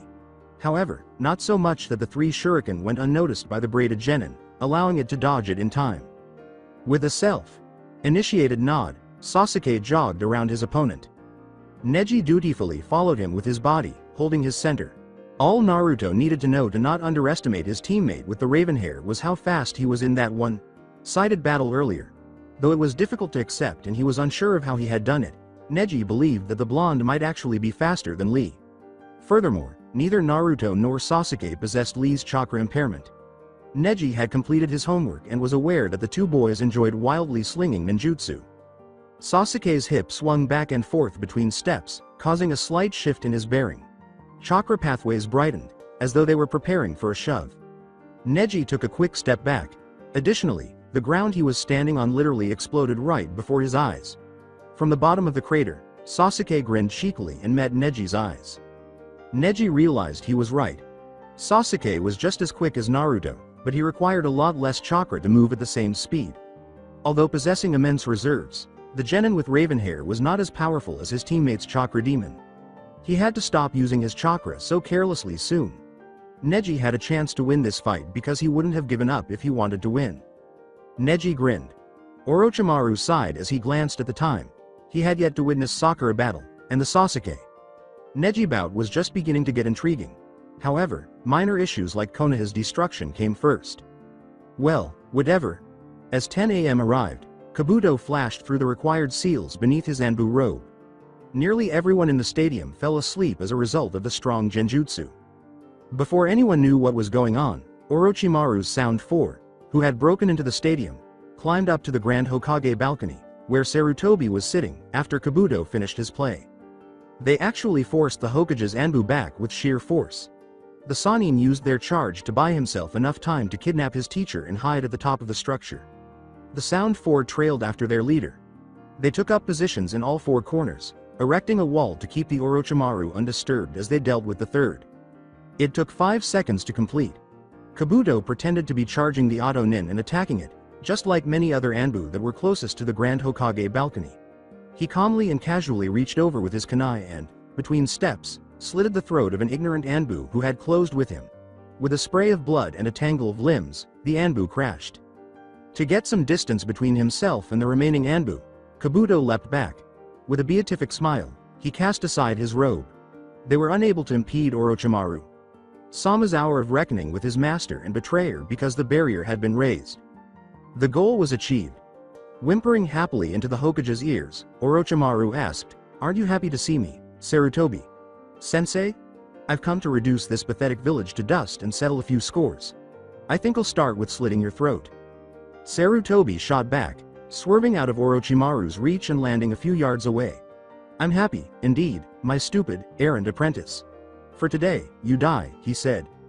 With a sneer, Orochimaru formed the seals that would send him into the frigid embrace of death. Baki scowled as he studied the sleeping masses. A few Suna shinobi could be found occasionally, but not nearly as many as one should have. In the blink of an eye, he realized something had gone horribly wrong when Naruto unleashed a Suiryuden inside the balcony, forcing him to dodge to the side. He flipped out of the cramped area and used his chakra to grab onto the wall's vertical face in order to break free from the blonde's powerful jutsu. Then, disregarding the children of the cage imprisoned within, he dashed through the seals for the Daitopa and let it loose toward the Konoha genin inside the balcony. First and foremost, we had to deal with the enemy. Later on, he would deal with the collaterals. The majority of the Konoha genin, including the 2 members of Team 7, were thrown into the arena as a result of the blowout. After pulling himself back into the collapsed balcony, Baki saw that one of Kankuro's puppets was badly broken. He could see that Konoha was aware of the cage's schemes from the beginning. Otherwise, why would Kakashi's genin attack the Sand Jounin and his group? It was equally clear that Lead had set up a trap for everyone to fall into, having led them there by that never quite damaged prig and egomaniacal Orochimaru. Suna might have felt a little satisfied with both Konoha and Orochimaru if Gaara hadn't been defeated in this fight. However, the boy wasn't, and Baki was certain that the fight was already lost. The only option left was to launch a surprise attack and pray that Suna's Jinchuriki would enable the siblings to successfully make a break for it. Above all, this catastrophe had to be avoided at all costs to prevent the One Tail from ending up in Konoha's hands and sealing Suna's doom. "Take Gaara and go. I'll delay them," he gave Temari and Kankuro instructions. Nodding went up from the 2 coherent Sand siblings. After Baki and Gaara ran through the seals for a Karyu Enden, Kankuro piggybacked Gaara and leapt out the balcony for his rendezvous with fate. The screaming Auto Nin's ninjutsu was casually blocked by one of Jiraiya's battle toads, while the other easily disemboweled the man. The assailant fell to the ground like a bag of shit, his mouth gaping in excruciating pain. As Orochimaru stepped over his potential attacker and found open air, the Sannin spoke a curse.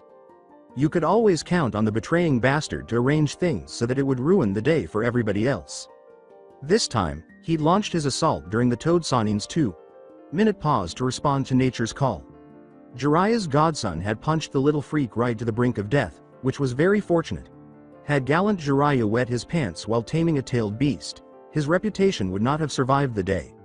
The truth that it was in fact incontinence caused by terror and not just a case of a bladder full to the brim would never have been accepted.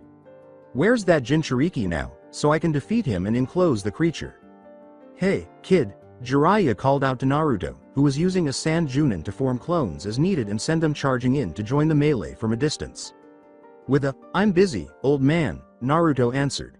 From Kakashi's reading materials, he had recognized Jiraiya of the Sannin, but that did not mean he had to show the old fart any respect. Not in the midst of a battle, when the man was intent on chatting. "I can see that and I won't hold you for long. Where did the Kazukage's children go?" The Uzumaki spit out in disgust. "Them wimps?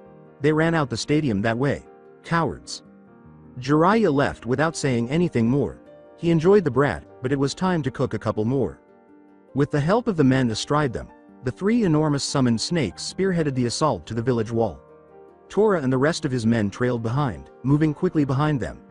After all, breaking through the enemy's defenses only to be killed by exhaustion would not be acceptable.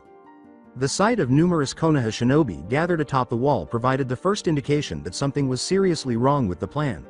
After that, things quickly got worse. 3 feet away from its creator, Orochimaru's massive Karyu Enden sputtered out in a poof, and Sarutobi smiled at the expression on his face. "A surprise, my foolish trainee," grinned the third. He was having a great time. He had not experienced the joy of fighting someone in such a long time. "The water you drank was tainted with one of Tsunade's special cocktails. Unless you have had the antidote, which I have, you won't be able to access or control chakra well." Orochimaru looked in confusion. Sarutobi fought. "You thought I didn't know about your alliance with Suna? I knew all along. You didn't trap me, ignorant little snake. I trapped you." Orochimaru gave a dagger glare. Is there a chance that the elderly idiot was telling the truth? If so, had Kabuto had reason to fear?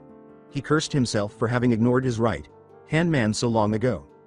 His tone had changed from confident to leering as he said, "So you think, sensei, just a minute earlier." He brought his kusanagi to guard position after regurgitating it. "But reality is you're trapped inside this barrier with me.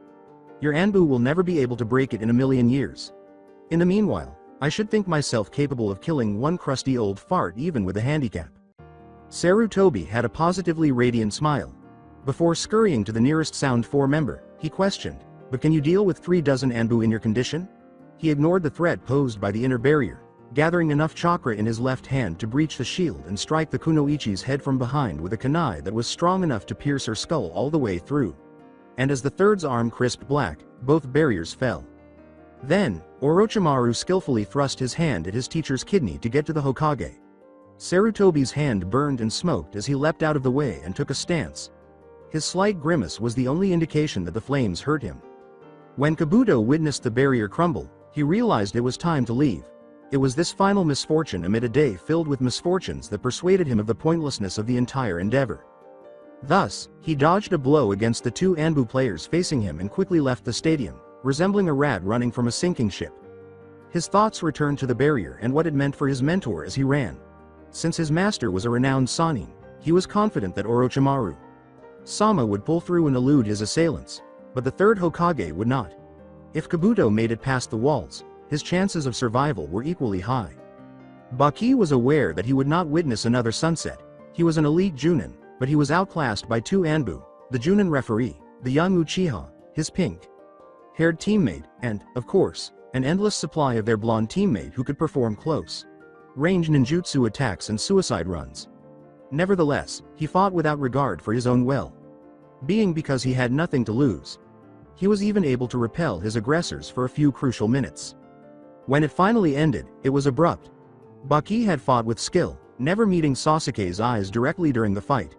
Using a ninjutsu that he had stolen from somewhere, one of Naruto's clones attempted another fast suicide, this time with the intention of running through his bleeding opponent.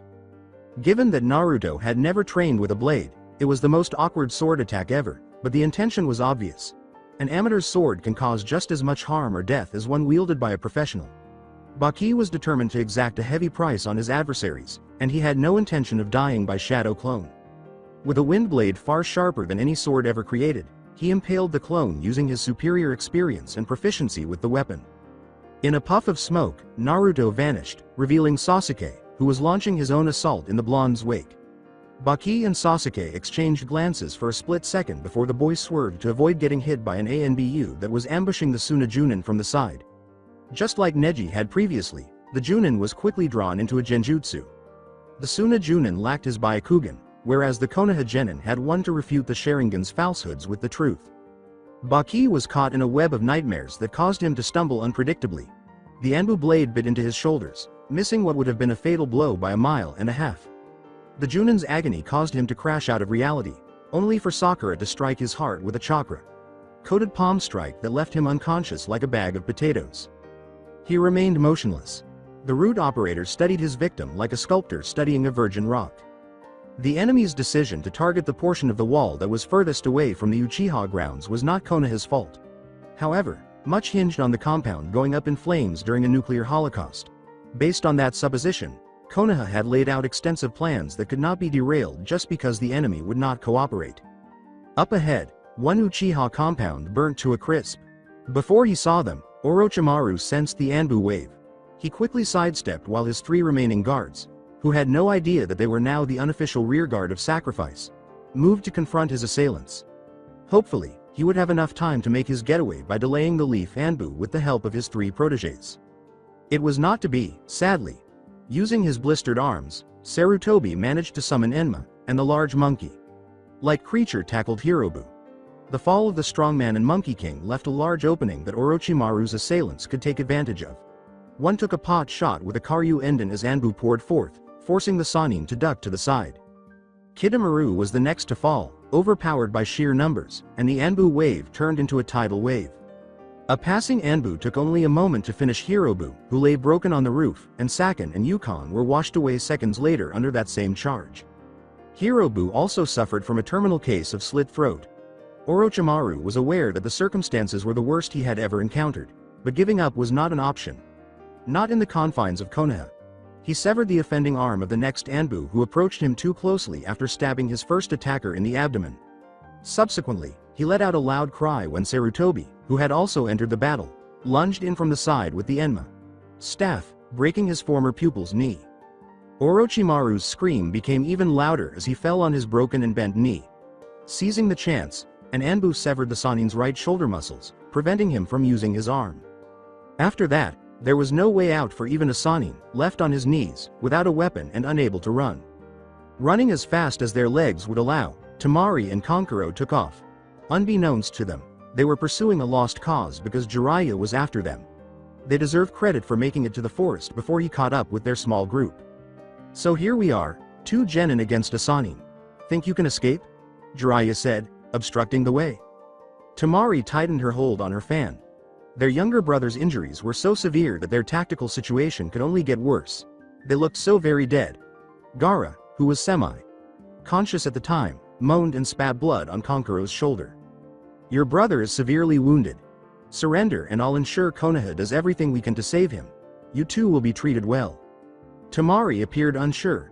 She glanced sideways at her younger brother, the sociopath who was still related to her despite his repeated threats to kill her. Gaara's existence was precariously precarious. Jiraiya took a step, feeling uncertainty. As if by magic, his fist materialized in Temari's stomach. A simple kick to Kankuro's leg as she folded over broke his knee and completely destroyed his range of motion. With a shout, Kankuro began to fall, but the Sannin was already there. Lowering the boy and his valuable cargo to the ground, Jiraiya held the puppeteer's arms captive. The youngest Kazekage might not survive a hard fall on the ground given his condition, and the student of the third was not going to face a tailed beast if it could be avoided. After taking out the Jinchuriki's siblings, the Sannin got to work. Spread out on the ground, he opened the seal scroll he'd prepared following the meeting with Kaharu. Gently, He picked up the Jinchuriki and laid him out on the array. Then, gathering chakra in his right hand, he slammed it on the boy's chest while slicing through the ceiling. Gaara screamed, and the blow and technique knocked her unconscious in a second, but by then the seal had set in. After observing the unconscious Jinchuriki intently for a few moments, Jiraiya nodded. The boy could pass away at any moment, but in that case, the one tail would merely transfer one prison for another. Then he summoned 2 battle toads and sent them to Konoha for reinforcements and medics, with the tailed beast secured for the nonce and the Jinchuriki's siblings rendered unconscious. It's a beautiful day, he thought as he gazed up at the sky. It was mid-afternoon when Jiraiya and Kakashi responded to the summons, and the medic was removing dead skin from the burned arm of the Hokage. The idiots in Konoha's council were present in the corner, watching the proceedings, just like in any other governing body. The councilors arrived to express their outrage at not being allowed into the war compartment, but they remained silent out of concern for the Anbu present in the room. Sarutobi endured the agonizing pain without complaining, ignoring the assembled carrion feeders. He wanted to be alert for his meeting with the copy.nin and the Sannin, so he had rejected anesthetic against advice. The Hokage commanded the councilors, "Leave us alone," as his 2 guests bounded into the chamber. He forced himself to stand, winking in agony. When Anbu moved toward the officials, a few of them appeared as though they would object, but they left without saying anything. The only reason the Anbu guards had put up with the Wallflower's presence thus far was that their principal hadn't raised any objections. Now that he had, the councilors would not be bothering with politeties and would have to leave the room immediately. "You called us, Hokage Sama?" Kakashi inquired after the councilors and medics had left the room, leaving only Anbu. "Yes. I wanted to talk to you before they put me under today on a subject of import. It involves Jiraiya, too." Kakashi gave a nod. Jiraiya gave his teacher a wry smile. As soon as he saw Kakashi waiting outside the Hokage's room in the hospital, he had an idea of what this meeting was about. Sarutobi gave a throat clearing. "As you know, a new age of war is upon us. I estimate 4 years at the maximum before the Shadow Wars burst into the open again. In a way it's already begun since we fired the first shots today, here in Konoha. The village needs a strong leader to lead us through the turbulent times ahead. I'm not him. I'm too old." Kakashi's eyes lit up with realization as he finally realized why the Hokage had invited him to this meeting. He looked up at Jiraiya, who gave him a wide smile in return. Turning back to face his commander, Kakashi remarked, "I'm honored, Hokage Sama, but I feel Jiraiya Sama would be a better choice." Sarutobi let out a sigh. "So do Kaharu and Homura. This is why the 2 of you are here." "But, Kakashi, my advisors aren't looking at the whole problem and neither are you," replied the 3rd. Nodding, Kakashi gave a thoughtful look as Sarutobi was speaking. He believed he knew what the 3rd was worried about. "You're worried about Jiraiya Sama's intelligence network," he said. The Hokage grinned before scowling once more as a sharp pain shot through his back. The knowledge that he would only have to endure the pain for a short while more comforted him. Yes, it'd be criminal to waste such a fine weapon of war. Helpfully, Jiraiya added, "And if I'm Hokage, we can kiss the whole network goodbye." The Sannin was having a good time. Though it appeared that his worries were baseless, he had been worried that the Sandaime would force the hat on him. It was an old and wise man. The door through which the councilors had left is where the council respects Jiraiya Sama more, Kakashi said. "I'll have much more trouble with them. What about Danzo Sama? Who does he support?" Danzo is ambivalent. Given a choice, he'd elect himself, but so long as he thinks Konoha's in good hands, he won't be a problem. Or at least, not too much of one. Kakashi gave a shrug. He was not aware of the struggles for dominance among the 4 ruling families. Among all of them, Danzo was the most reticent. "And the council?" Jiraiya scoffed. "That useless nest of parasites? If the 4 support you, the rest will fall in line. You command as much respect as I do among the regulars in Anbu, anyways. And that's all that should matter. This is, after all, a ninja village." Sarutobi gave a nod. He used an old quote from his early years, when war was the rule of the land, to say, "Political power comes from the sharp edge of the sword." Kakashi candidly remarked, "Hokage Sama, it's a huge responsibility. To stand in the shadow of Shodem, Nidaime, Minato Sensei and you." "Kakashi," replied Sarutobi, "you've been training for the job for 2 decades. You've been accepted as a possible candidate for 5 years now. Your mentorship of Team 7 and their devotion to you has convinced Anbu commanders and I that you are our man. Konoha needs a warrior in his prime to lead her through the coming turmoil. The village needs a leader of men who'll command loyalty like Minato did. You're it on both counts. Trust me on this. Kakashi continued to have an uncertain look. He assumed the Hokage's reasoning made sense, but what would happen to his team? My team? He inquired. They'll be cared for. I'll take them under my wing after tea, or Jiraiya will. I'll strive very hard to be worthy of your trust, Hokage, Sama. Sarutobi gave a nod. He would try to persuade Kaharu and Homura to see things his way. Furthermore, Danzo wouldn't pose a long-term threat. Sarutobi intended to demand his share of the blame, believing that the elderly Warhawk had made one mistake too many. Homura met with the most powerful and/or high-ranking nobles in Konoha in the evening, after all but a few enemy defenders had been routed. For the sake of courtesy, the most senior and influential nobles were called upon, if those two were not one and the same. The old advisor needed all the civility he could muster to make the bitter pill taste better after receiving Homura's message from the fire daimyo for the lot, which was quite rude. The gathered nobles were the first victims of the Genjutsu to be revived in the stadium, in accordance with the decision made before the exams. Konoha Anbu first checked their physical condition before taking them on a convoluted but planned trip to the Hokage Tower. This route was intended to take them past the burning ruins of the Uchiha clan compound and through some of the neighborhoods that saw the most fighting and consequently, the greatest destruction of property. In order to create the illusion that the village was under siege but was still standing tall and full of life, regular nin patrolled the area briskly. The message was clearly understood by the nobility. They would take it easy. The giant had woken up and was pursuing his enemies. Lords, Homura said, looking the assembled nobles in the eye, my apologies for being an imperfect host and for any inconvenience you've experienced. As I'm sure you must have guessed already from the scenes you'd witnessed, Fire Country's borders have been violated and Konoha invaded. You were caught in a genjutsu when the enemy launched the surprise attack. Fortunately, our courageous shinobi were able to thwart the invaders, but at terrible cost to life and property. A member of the Lightning Court named Shinji questioned, who were the attackers? Shinji was a fairly senior member of the Lightning Court with a middling ranking. He was senior enough that there were others who could take his place, but he was powerful enough that his passing would spark a diplomatic crisis. Without a doubt, his daimyo saw him as expendable because Anbu had only stopped one of the attacks on the Earth representative and his unconscious body during the attack.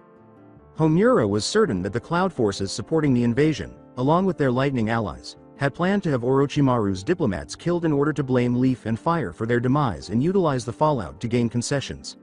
Furthermore, if only Earth and Lightning's nobles had perished in the attack, it would have been a very bad reflection on both the parent nation and the client ninja village, giving them good reason to ignore Konoha and Hai no Kuni's later complaints.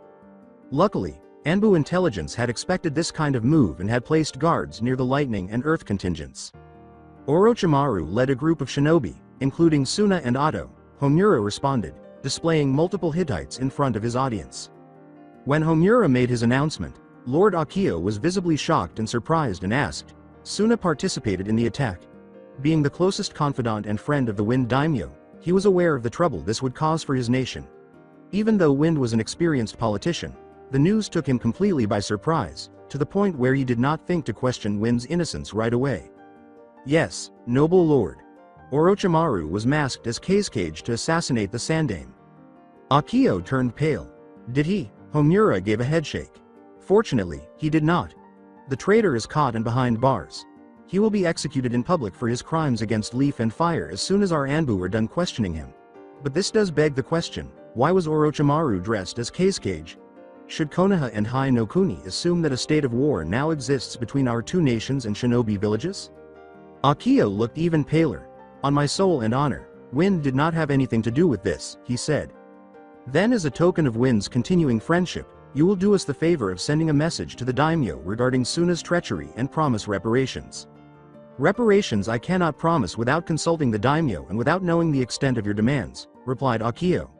The other, I can and will do. Very well. We will discuss this in detail later. Where's the Hokage? Inquired one of the assembled nobles, a figure too small for Homura to recognize. Is he okay? He was injured by Orochimaru during the attack. He's receiving treatment right now. Another person inquired, what's his prognosis? Homura skillfully lied, very good. He managed to block the assassin's killing strike with his arm. Let Earth and Lightning believe that Sarutobi narrowly avoided capture. For the foreseeable future, it would make them even more cautious about upsetting the leading shinobi village in the region. But he's the picture of health otherwise. Anything else? Stillness. The lords' expressions betrayed their curiosity, but they remained silent. After all, Homura hadn't yet issued his most significant proclamation or established the law.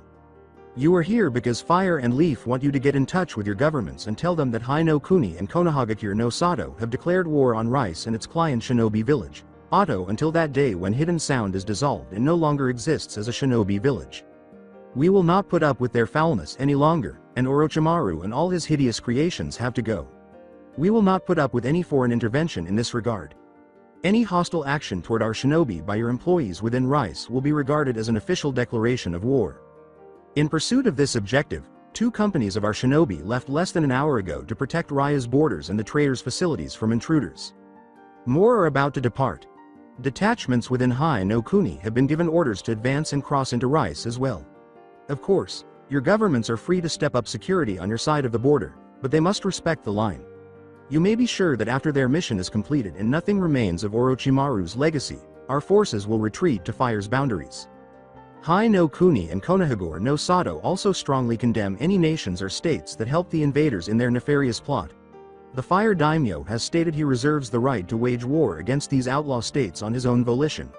Orders have already been dispatched to mobilize the armies of Fire and declare a state of emergency. Such flagrant violation of our borders with belligerent intention cannot and will not go unpunished. The aristocrats gave a nod. The most astute and knowledgeable of them recognized that the speech went beyond simple political platitudes and jingoism. They were aware of Fire's mobilization, which had started months earlier, and understood that this was a serious warning to their respective nations to stay out of Hai no Kuni's affairs at all costs. Since the Fire Daimyo was clearly planning to invade T anyhow, they had no doubt that he would use Orochimaru's attack as justification. In actuality, there had been little likelihood that Fire and Leaf would have heeded the strongly worded condemnations carried by both Earth and Lightning delegates to the exams carried as part of their mission, warning of dire consequences should he proceed with his foreign adventure. However, a devastating attack would have made them more receptive to the diplomatic mission. Homura wasn't sure if Shinji was aware of it because the odds were stacked against him knowing anything about that compartment, but Lightning had actively backed Orochimaru in the last stages of his plot to protect their allies in T. The daimyo and the Hokage now had even less incentive to give the other powers' demands any thought, since Konoha had emerged victorious.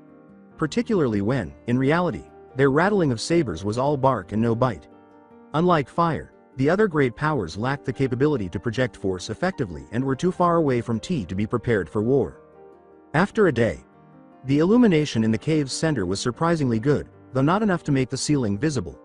10 stalagmites, some corporeal and some not, stood on the periphery of the circle illuminated by the light.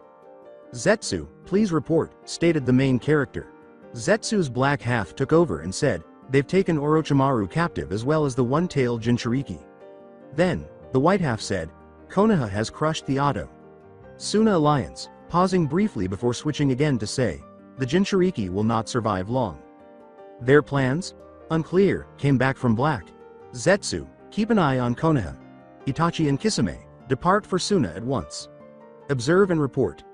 Deidara and Sasori, you're in charge of recovering Orochimaru's ring.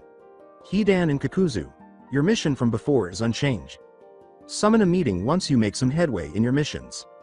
The space was well lit. Orochimaru was well acquainted with the array of torture devices adorning the walls and the rack in front of him. After all, he had employed them on numerous unwilling subjects throughout the years.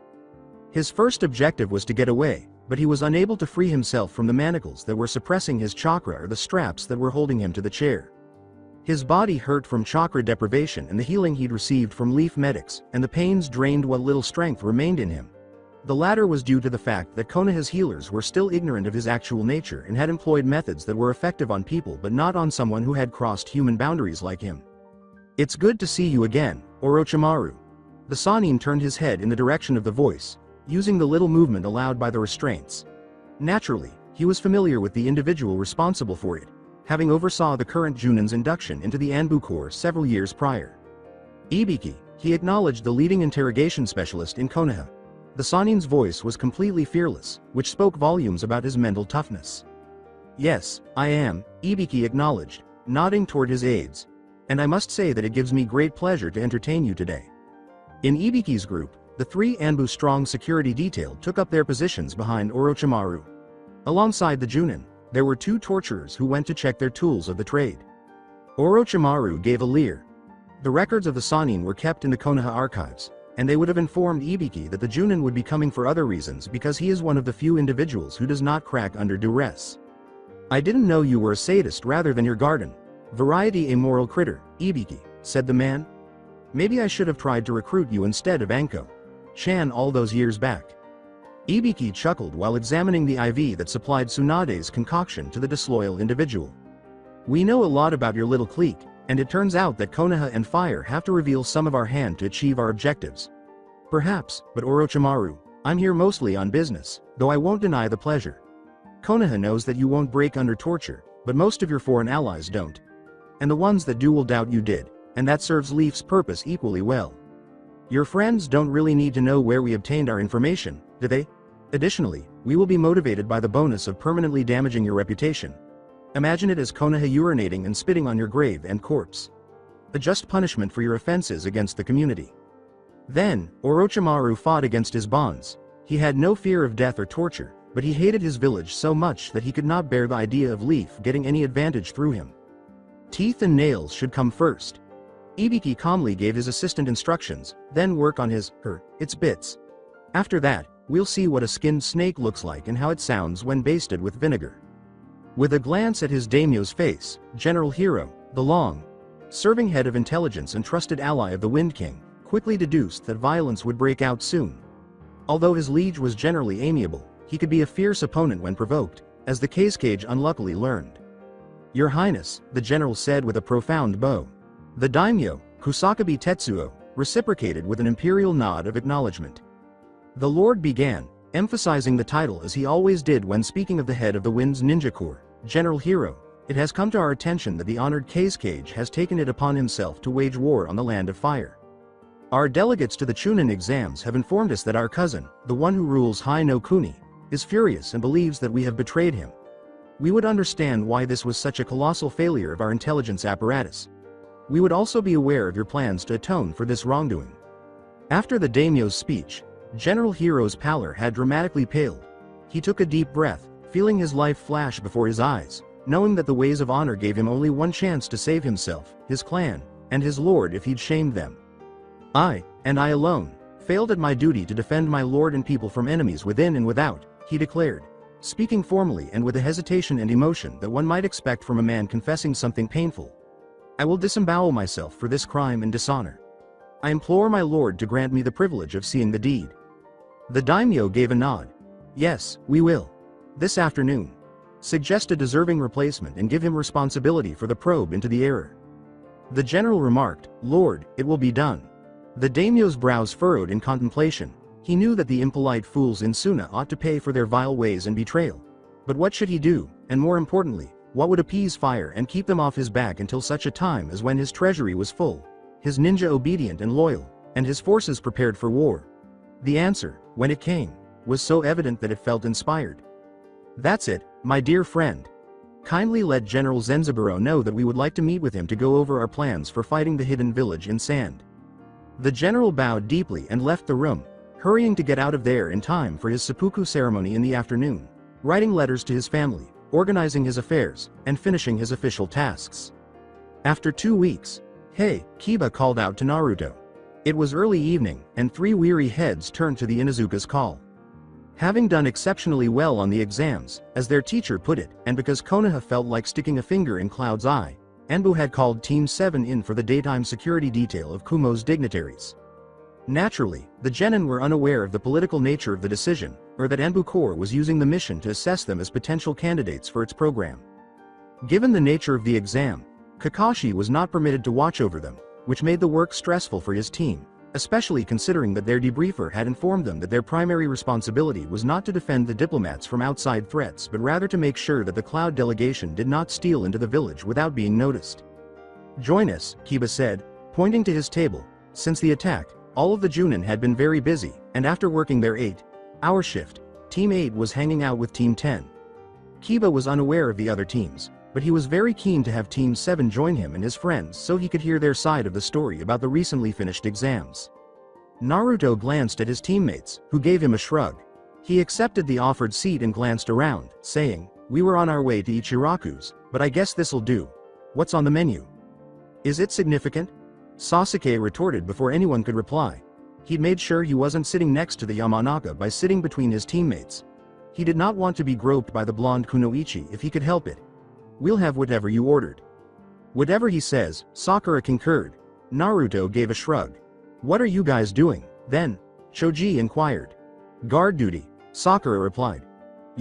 We're clearing out the burned-out remnants of the Uchiha property. We are searching for valuable metal, or any metal, and any other salvageable material as instructed by our sensei, Choji said, addressing the raven-haired Uchiha Saiyan with, by the way, Sasuke, I apologize for your compound. Yes, tell me where you're staying. Though, in private, the Yamanaka believed she would never be able to overcome her fear of Sakura and Naruto, Ino interjected, saying that Sasuke-kun was fine because his teammates were the ones who killed them. Naruto, was Sasuke's sardonic response. Ino questioned sharply. Naruto gave a snort. He muttered, sure as hell ain't with you, which caused Shikamaru's teammate to glare at him. Anyways, Kiba said, sensing that things were getting awkward, who are you watching over? Sakura said, the Kumo delegates, in response. With curiosity, Shikamaru raised an eyebrow. Troublesome, he added to the conversation, but no one paid him any attention because they knew from long association that the Nara used the term for almost anything. Are you serious? Kiba inquired. Yes, Naruto answered. But where are the food? This place has horrible service. At Ichiraku, there is no waiting. Shut up, Naruto. Pinky, you shut up. I'm not sure why you're against ramen. Sakura yelled back at Naruto, and there you go again, you blonde prick. It's not about the ramen, for once and for all. Kiba peered curiously at Sakura, while Sasuke snorted in amusement. Naruto glared but remained silent. The kunoichi with pink hair gave the dog user a disgusted snort. Don't you feel upset that your clan compound caught fire? I know it was probably impolite of him to ask, but I wanted to see how the other genin would respond, Shino asked Sasuke. Well, he had problems with his house and everything else he owned, including the only surviving mementos of his family, going up in smoke, but he didn't see why he should share it with anyone outside of his team. And I carry those with me wherever I go, Sasuke retorted. The place had no meaning to me except the memories. When Shikamaru yawned, Sasuke gave him a questioning look and saw the intelligence shining in his eyes, indicating that the other genin wasn't fooled. After you maneuvered Neji to Naruto's crater, what were you going to do? The lazy genius understood where Shino was coming from, and normally, he wouldn't have bothered, but he'd seen Team 7 in action in the forest and the insect wielder hadn't.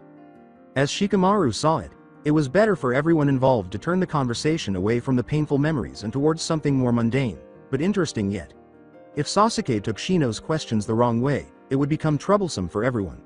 Shikamaru asked, shooting a very lethargic, apologetic look at Kiba's spectacled teammate. Wow, you figured that out? As his teammates watched with curiosity, Sasuke questioned inquisitively. Making sure to maintain eye contact with Shikamaru throughout his speech, he conveyed his appreciation to him. It was simply too troublesome to acknowledge these things, so Shikamaru quirked an eyebrow as if to ask Sasuke what kind of idiot the latter thought the former was, ignoring the unspoken part of the message altogether. What did Sasuke care as long as Shikamaru received his message loud and clear? Sasuke shrugged. Win the fight, of course. Hey, Uke, how did you plan to proceed?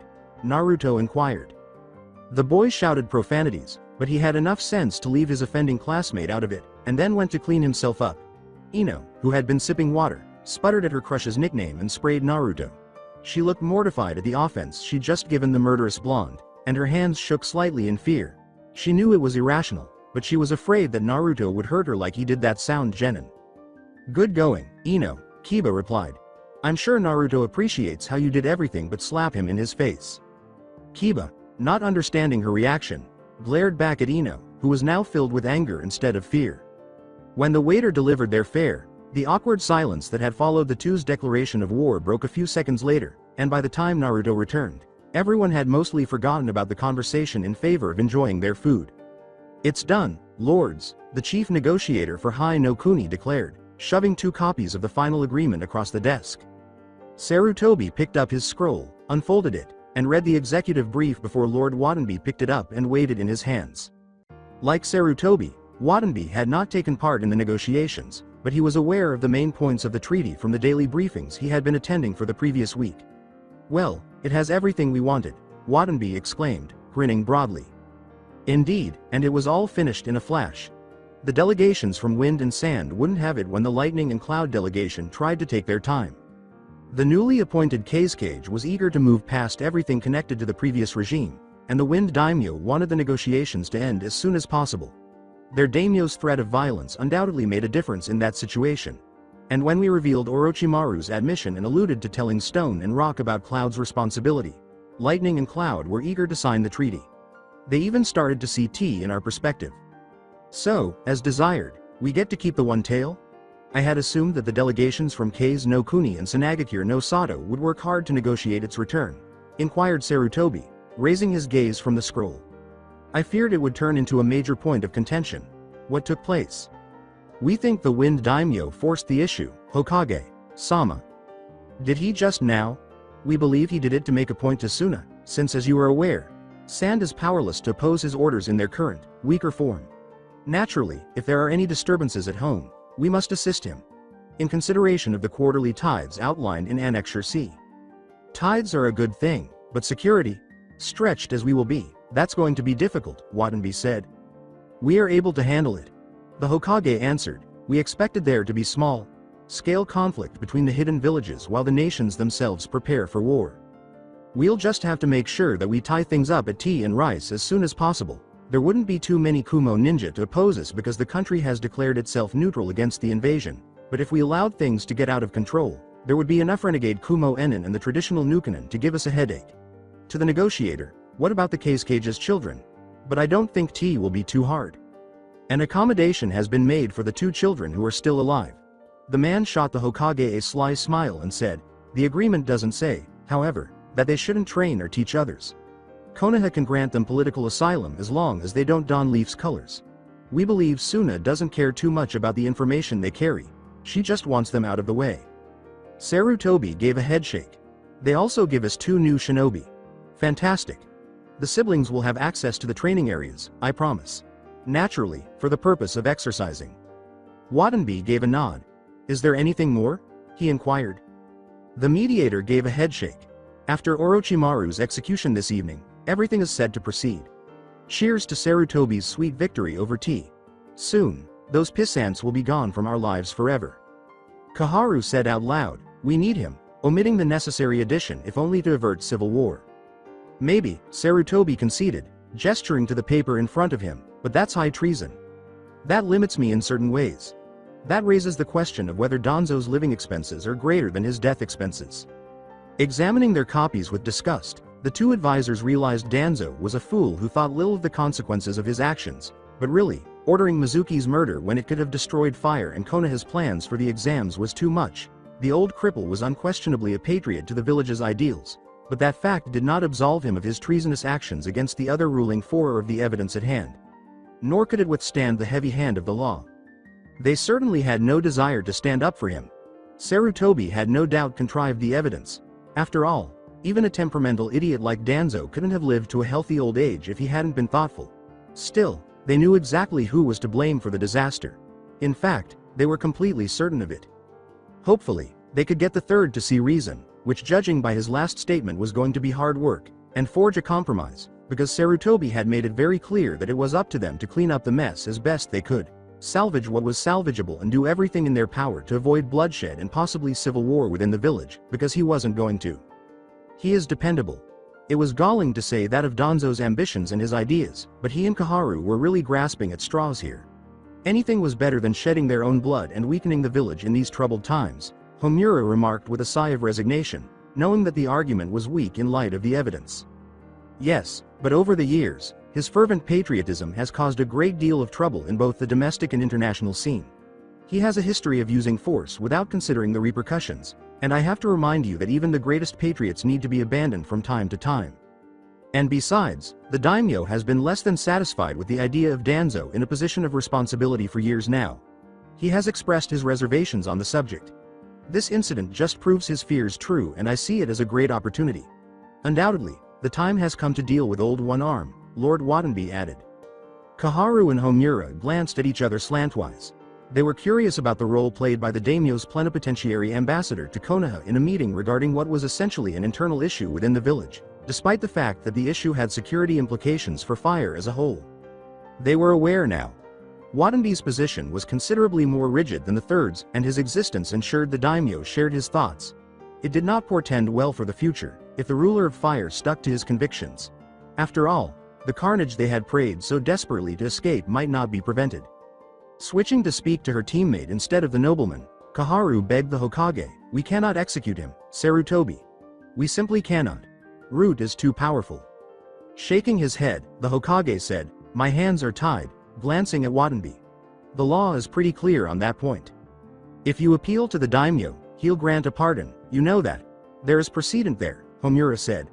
The third actually had a great deal of influence over Hai no Kuni's ruler, despite what their teammate might suggest about Watanbe pressuring the matter. All they had to do was force him to use it, and the entire nightmare would end. Sarutobi agreed with a nod. "Yes, I can, but do I want to appeal to the daimyo? Danzo's actions have endangered both village and country this time, and went beyond the pale. I want to avoid bloodshed myself, smoothed out, but I find myself in a hard place. And like I said, Danzo dead, even with all the bloodshed in the short run, may be better than Danzo alive." Kaharu gave an inward sigh. Her suspicions were almost confirmed by the Hokage's speech. Sarutobi was masterminding this entire situation in order to get concessions from them. But she was concerned that by telling Watanbe about Danzo, the old coot might have gone too far this time, playing with fire as he did. His teammates would now have to pay the price for the pardon because he had. And Sarutobi only desired their support for his candidate for the succession from her and Homura. She made the feeble argument, his men would mutiny, even as she was aware of the opposite position. They would if they were within the village. If my lord daimyo wants me to, I can sign orders to move most of them to Rain and secure the border from Kumo infiltrators. There's no doubt that Danzo's men can and will rally around him so long as he's alive. Undoubtedly, they'll defend him with their lives, but with their numbers reduced thus, it'd matter little when I send in my assassins. Certainly a waste of good troops, as I'll have to put down all who stay behind, and though it'll weaken the village in the short run, I think it'd be a small price to pay for the future security of Konoha. We cannot in good conscience condone this kind of unilateral action detrimental to the good of the village. I will regret giving the order, but I will not renege on my duty," replied that. Watanbe continued, "And I can assure you that the daimyo wants to." Homura questioned, "And if Root refuses to follow orders?" Sarutobi gave them a somber glance. There was no need for words. Now that the two advisors knew, it was an act. However, they also didn't question the third's reluctance to behave as he had indicated while allying with the daimyo. Really, there was nothing to be done but pay the price. Although Sarutobi and the daimyo might have believed the village could afford to lose its own blood, the third's allies had a different opinion. The fact that they would, at the very least, have the satisfaction of having dealt with Danzo once and for all comforted them. Nor was it as though Kakashi lacked the necessary qualifications for the position. It was just that Jiraiya was their top choice.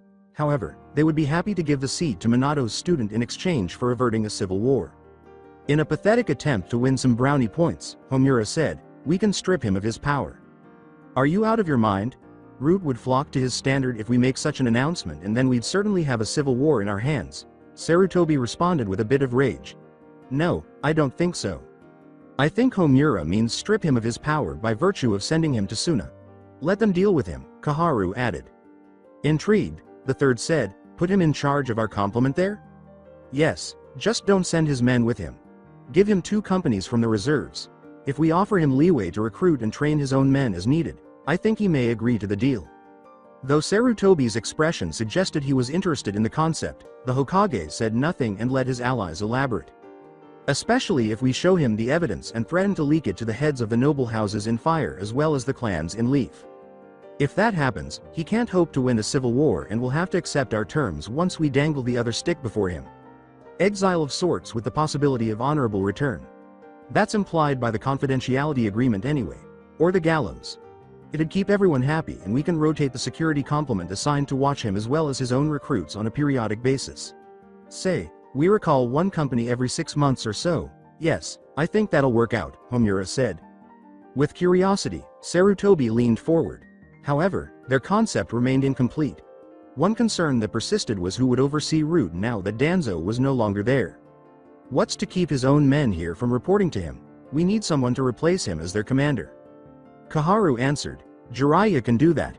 His loyalty is unquestioned and everyone respects him, making it apparent that they were prepared to give in on the Hokage succession issue. In this manner, Jiraiya would at least head root if he wasn't able to be Hokage. Sarutobi thought it over and nodded, agreeing to the arrangement. No, Jiraiya needs to run his intelligence network, but if I abdicate, I'll be free to take command of that little den of troubles, he said. That was okay. For both Kaharu and Homura.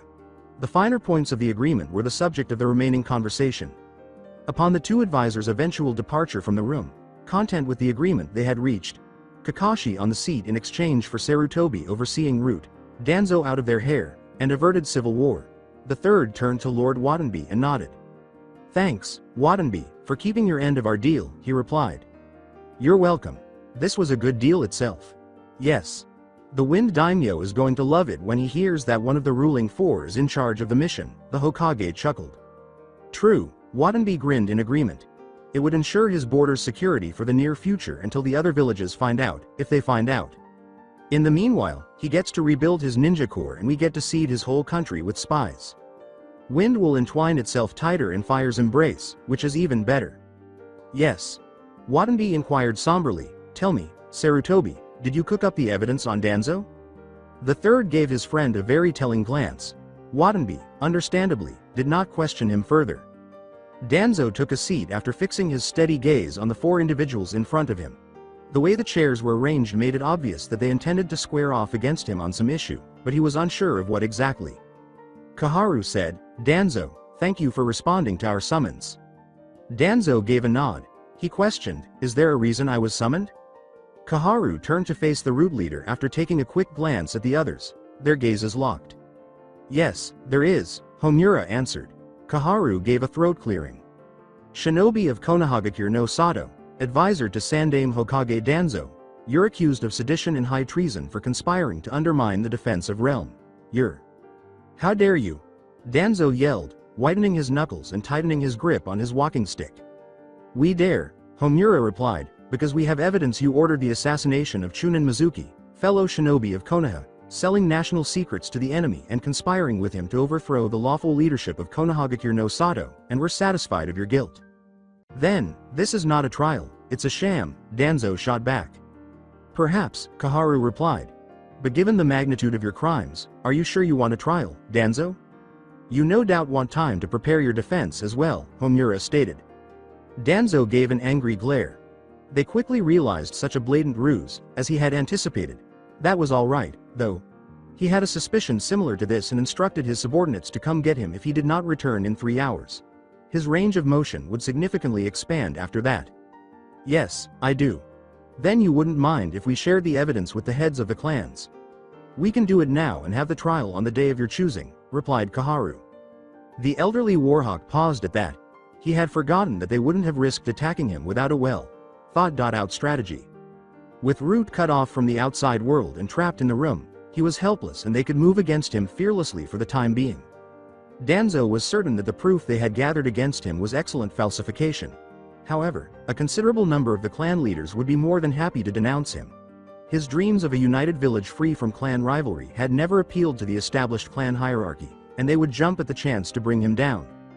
He questioned them, saying, you think it'll be that easy to get rid of me? Homura answered, we don't, but our minds are made up. The daimyo has had enough of your nonsense, interrupted Watenby, who had not spoken up until that point. Your political stance is untenable, Kaharu said in a polite manner. You cannot win this. Unless you're ready to kill me here and risk the suspicion of the clans, I'd say it's far from, as you put it, untenable. The moment I get out of this room, my Root will flock to me. You'll have a hard time getting your hands on me after that, Danzo responded, using force without hesitation. He and his people would be slaughtered without warning, but not before suffering a horrific loss of life. He firmly believed that acknowledged fact would save his skin in this situation. Kaharu gave a headshake. Unless we disperse the evidence even as we have you assassinated and then convene an emergency meeting to plead extenuating circumstances with the clans. Homura leaned forward in his seat as Kaharu finished her speech. But it doesn't have to be that way, Danzo, he replied. We are prepared to give you a chance at life, provided you'll cooperate with us. Danzo remained silent. The deal is this. You'll assume control of the security contingent to Wind. We'll appoint a spy to report on your actions, but you'll be given command of 2 good companies from the reserves. You won't be able to influence Root anymore. You must think I'm an idiot. That deal has nothing for me. Conversely, there is more than enough for you. To start, we bury the proof of your betrayal. It remains in this room as long as you refrain from inciting sedition against Konoha in Wind. Secondly, you will have a 4-year persona non grata within fire. We will distribute the evidence against you and hire missing nin to kill you if, within that time, you cross the border without being specifically summoned. But if you follow the guidelines, at the conclusion of that time, we will destroy the evidence of your guilt in front of you. Third, we don't care what you do in Wind so long as you don't undermine Suna and Wind. Not badly at least. We are not against you spying on them, building a spy network and passing on a few tidbits of information back to us. Since you'll be operating far from home base, we'll also look the other way if you decide you needed to recruit nin for whatever purpose on one condition. You'll rotate them through Konoha as well with the companies. Danzo gave a nod. That would do for him. 30 nin hires and 10 returns. 4 years is too long, he argued, trying to get more time. They would have taken total control of Root from him by the end of 4 years. You accept these terms or it's no deal, Sarutobi replied, breaking his silence. Also, I want you to introduce me to Root as their temporary commander in your absence. Whatever happens, Danzo, you must know this. Root is the price you pay for your indiscretions. The daimyo and I will accept no less. Danzo let out a sigh. It's not as if I have a choice. Sarutobi gave a headshake. Yes, you do. You can always be unreasonable about this and take up arms, but we hope you'll see reason. Rebuilding everything from the ground up will be hard, but you get to keep your neck to try again some other time. All right. We'll do it your way. How soon do you want me to leave? Homura grinned. Today would be great, but it's not a realistic timetable. Tomorrow or the day after it must be. I hope you understand our desire to keep the Anbu on standby as well as provide you with an Anbu escort till then. With a slight smile on his face, Danzo said, of course. Now, is this meeting over or is there something else you want to strip me off? As Sarutobi had stated, he had constructed Root from the ground up previously, and he was confident that, given 5 or 6 years, he could create something even greater, free from idiots like the one who had ordered Mizuki's murder among the ranks. Danzo, give me a few minutes, Sarutobi remarked. I'll ask Anbu to go on standby. Danzo gave a nod. The soon.to.be. Former commander of the Roots made and then abandoned plans in his mind for a newer, better force of faithful men as the Hokage communicated his orders and the minutes passed slowly. Throughout that entire period, it never occurred to him that his enemies, specifically the primary one, intended to stab him in the back as soon as Root's threat ceased to loom large over everyone's head. Kakashi. Yes, Hokage. Sama. I secured Homura and Kaharu's support. I'll be taking command of Root tomorrow and abdicating the seat in your favor in 2 weeks. Such a tight schedule? Shouldn't we give the villagers time to adjust? Kakashi inquired. The third dismissed it, saying, I'm sure they'll survive the shock. Be wary of the civilian council until you secure a majority in that snake pit with trustworthy men. You can count on Homura, Kaharu and I for the present, but I'll be campaigning starting next month and will be on the field for most of next year leading Root in the ninja complement of the Tea invasion. Jiraiya will be here, of course, as will Shikaku, and Anbu are loyal as always. Kakashi gave a nod. Team 7? Sarutobi thrust a scroll ahead. I'm granting the Anbu request to have your team transferred to their operations group. I'm thinking you're okay with it as you'd already agreed to have them test Team 7? Yes, Hokage. Sama. After passing the Anbu course, they will be assigned to Jiraiya for the next 3 years, subject to review. During this time, or until an open conflict breaks out between Fire and the other countries, whichever comes first, they will be under his command. Jiraiya has previously consented to join your team as an apprentice. I informed him of the news earlier when he stopped by. He'll probably be hanging around any of the village's women's baths or springs tonight if you want to talk about your team with him. With a nod, Kakashi got up from his chair, but the third waved him back down. With that in mind, tomorrow is the perfect time for you to have that conversation with your team. I have a task for you and Guy right now. I've sent someone to get him. We'll hold off till he comes along. Shrugging, Kakashi took out his icha with tenderness, knowing that he would not be able to spend much time with his treasure in the future. Anko? Yes, honey, she said, resting on his chest and stroking his face. We may not be able to go on that vacation we'd planned a month from now, he stated. When HQ discovered that her mark, Daisuke Namba, had fallen in love and was now routinely discussing state secrets with her, unwittingly passing them on to Fire. Mitarashi Anko lifted her head and looked at her soldier. The month-long mission had been extended. Why, may I ask? She inquired. Fire will encroach upon us. Everyone is now on high alert. Will everything work out okay? Namba gave a headshake. It's not, at all. Fire is accusing us of helping and abetting Orochimaru's abortive attack on Konoha, and as a result, our allies Lightning and Cloud have deserted us. What actions will we take? He explained what he'd heard in the high-level meeting that day. When the invasion starts, we expect a major landing force from the sea.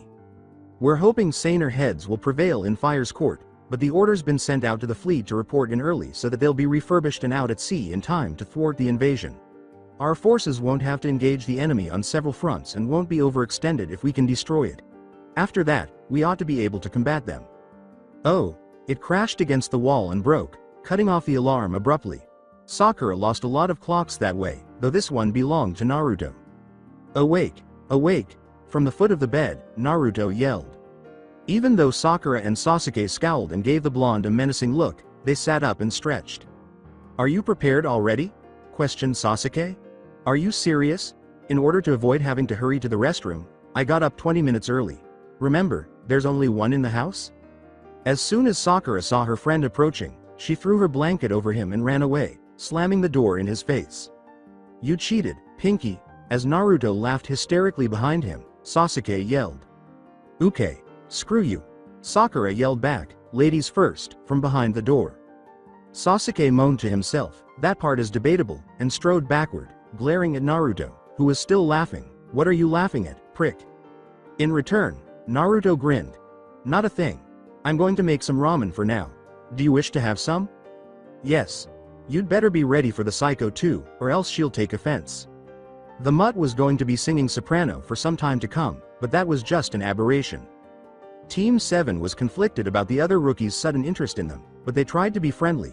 It was just that Kiba got on Sakura's nerves and Ino on Naruto's, which made for some interesting arguments. Fortunately, aside from poor Kiba, who everyone agreed deserved it, there had been no physical altercations. On the plus side, however, Shikamaru and Sasuke seemed to get along just fine, as did Naruto with Kiba and Choji.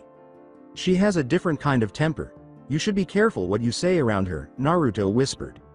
Me? Usually, it's you that pulls her leg.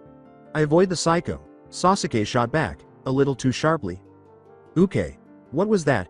Sakura yelled from the restroom in a displeased tone. Life in Team 7 was never boring, as the Uzumaki erupted into guffaws and the Uchiha paled. It had become somewhat of a ritual for them to have these study sessions once or twice a week after Kakashi suggested they use their ample free time to train in the month before the Chunin exam finals. You put the scrolls away, Naruto said, gesturing to the mess on the floor from Sakura's tutoring session last night. As he completed his task and his teammate started his, Sasuke muttered insults. When they arrived at the training field for the morning workout later, at the crack of dawn, they found someone waiting to welcome them. I take it you're from Team 7? The man with white hair said. And you're the Sanin's Jiraiya. Have you come to ask for directions once more? None of Team 7 enjoyed having their morning routine interrupted, including him, so Naruto asked in a snide manner. You're the smug brat who outwitted Tsunade's Jinchuriki, too. Brat, how are you doing? Jiraiya gave a jovial response. Naruto gave a fierce look. Sakura glanced at her two teammates and said, we train in this field every morning, Jiraiya. Sama, but we can move elsewhere if you want to use it. The Sanin chuckled. He laughed, I came here to see the three of you, actually. One of you is polite, I see. Sarutobi. Sensei has told me a lot about Team 7, so I was curious to find out for myself. I'll go sit in that corner out of the way and quietly watch. I'll give you some advice at the conclusion of the session in exchange. What a deal is that? Team 7 exchanged glances, as if they were about to pass on the opportunity to learn from a Sanin about their tactics and collaboration. You got a deal, old man, Naruto grinned in response. They were going to have a great time. Kabuto fumbled with the ring in his pants pocket. It had been a close call, but after 2 weeks of hiding and seeking, he'd managed to escape the Akatsuki pair. Now, it was time to see how his allies were faring. If rumors were to be believed, they were rounded up in one of the besieged research facilities. Not because he wanted to rescue the sorry lot of fools and louts, but because he had uses for them, and the longer they continued to resist, the better off he would be overall. At the training ground, Kakashi discovered Team 7 seated in front of Jiraiya, who was merrily chatting with the genin and offering advice.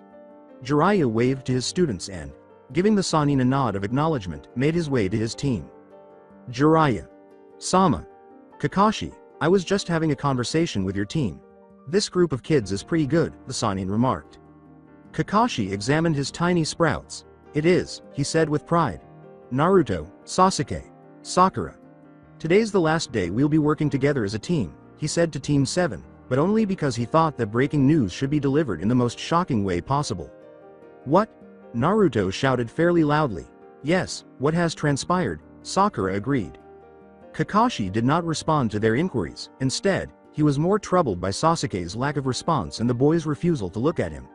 Kakashi knew how the boy must have felt to learn that the team he had grown to regard as family was disintegrating. Sasuke, look at me. Reluctantly, Sasuke glanced up at the prodding from his teammates. None of you are getting left behind. You belong to my family. Still, Sasuke remained silent. Naruto slapped Sasuke on the back and said, Stop pouting. I'm sure Kakashi. Sensei's got a good reason. Kakashi then gave Naruto a pointed glance. You don't, Sensei?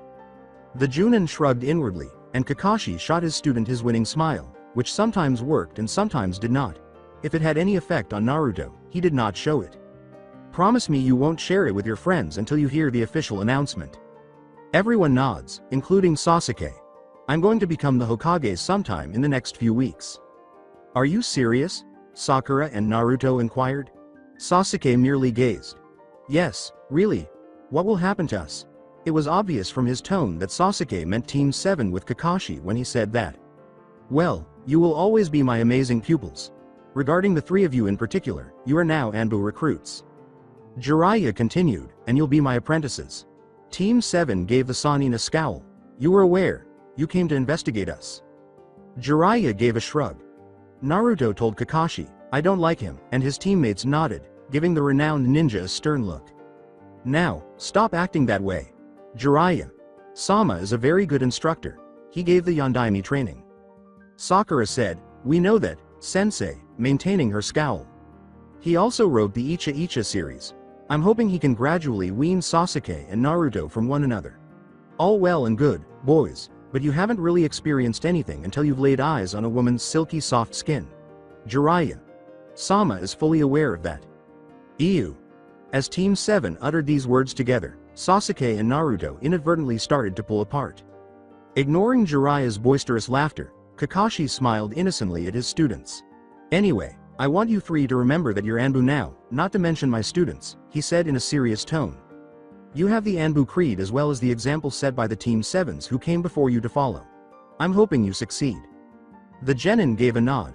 Yes, Jiraiya. Sama. You'll most likely begin your training tomorrow or the day after. In actuality, I've requested a 1-month suspension for Team 7. Prior to them vanishing into the Anbu core black hole and resurfacing as skilled operatives, I want to spend some time getting to know the kids out in the field. Kakashi gave a nod. The Anbu course will be harder in some areas and easier in others than the training I gave you, he told his team, adding, I didn't know that. It will undoubtedly test your boundaries and fortify your physical and mental faculties. You can withdraw at any time, but once you enter, I don't want to hear from you that you did.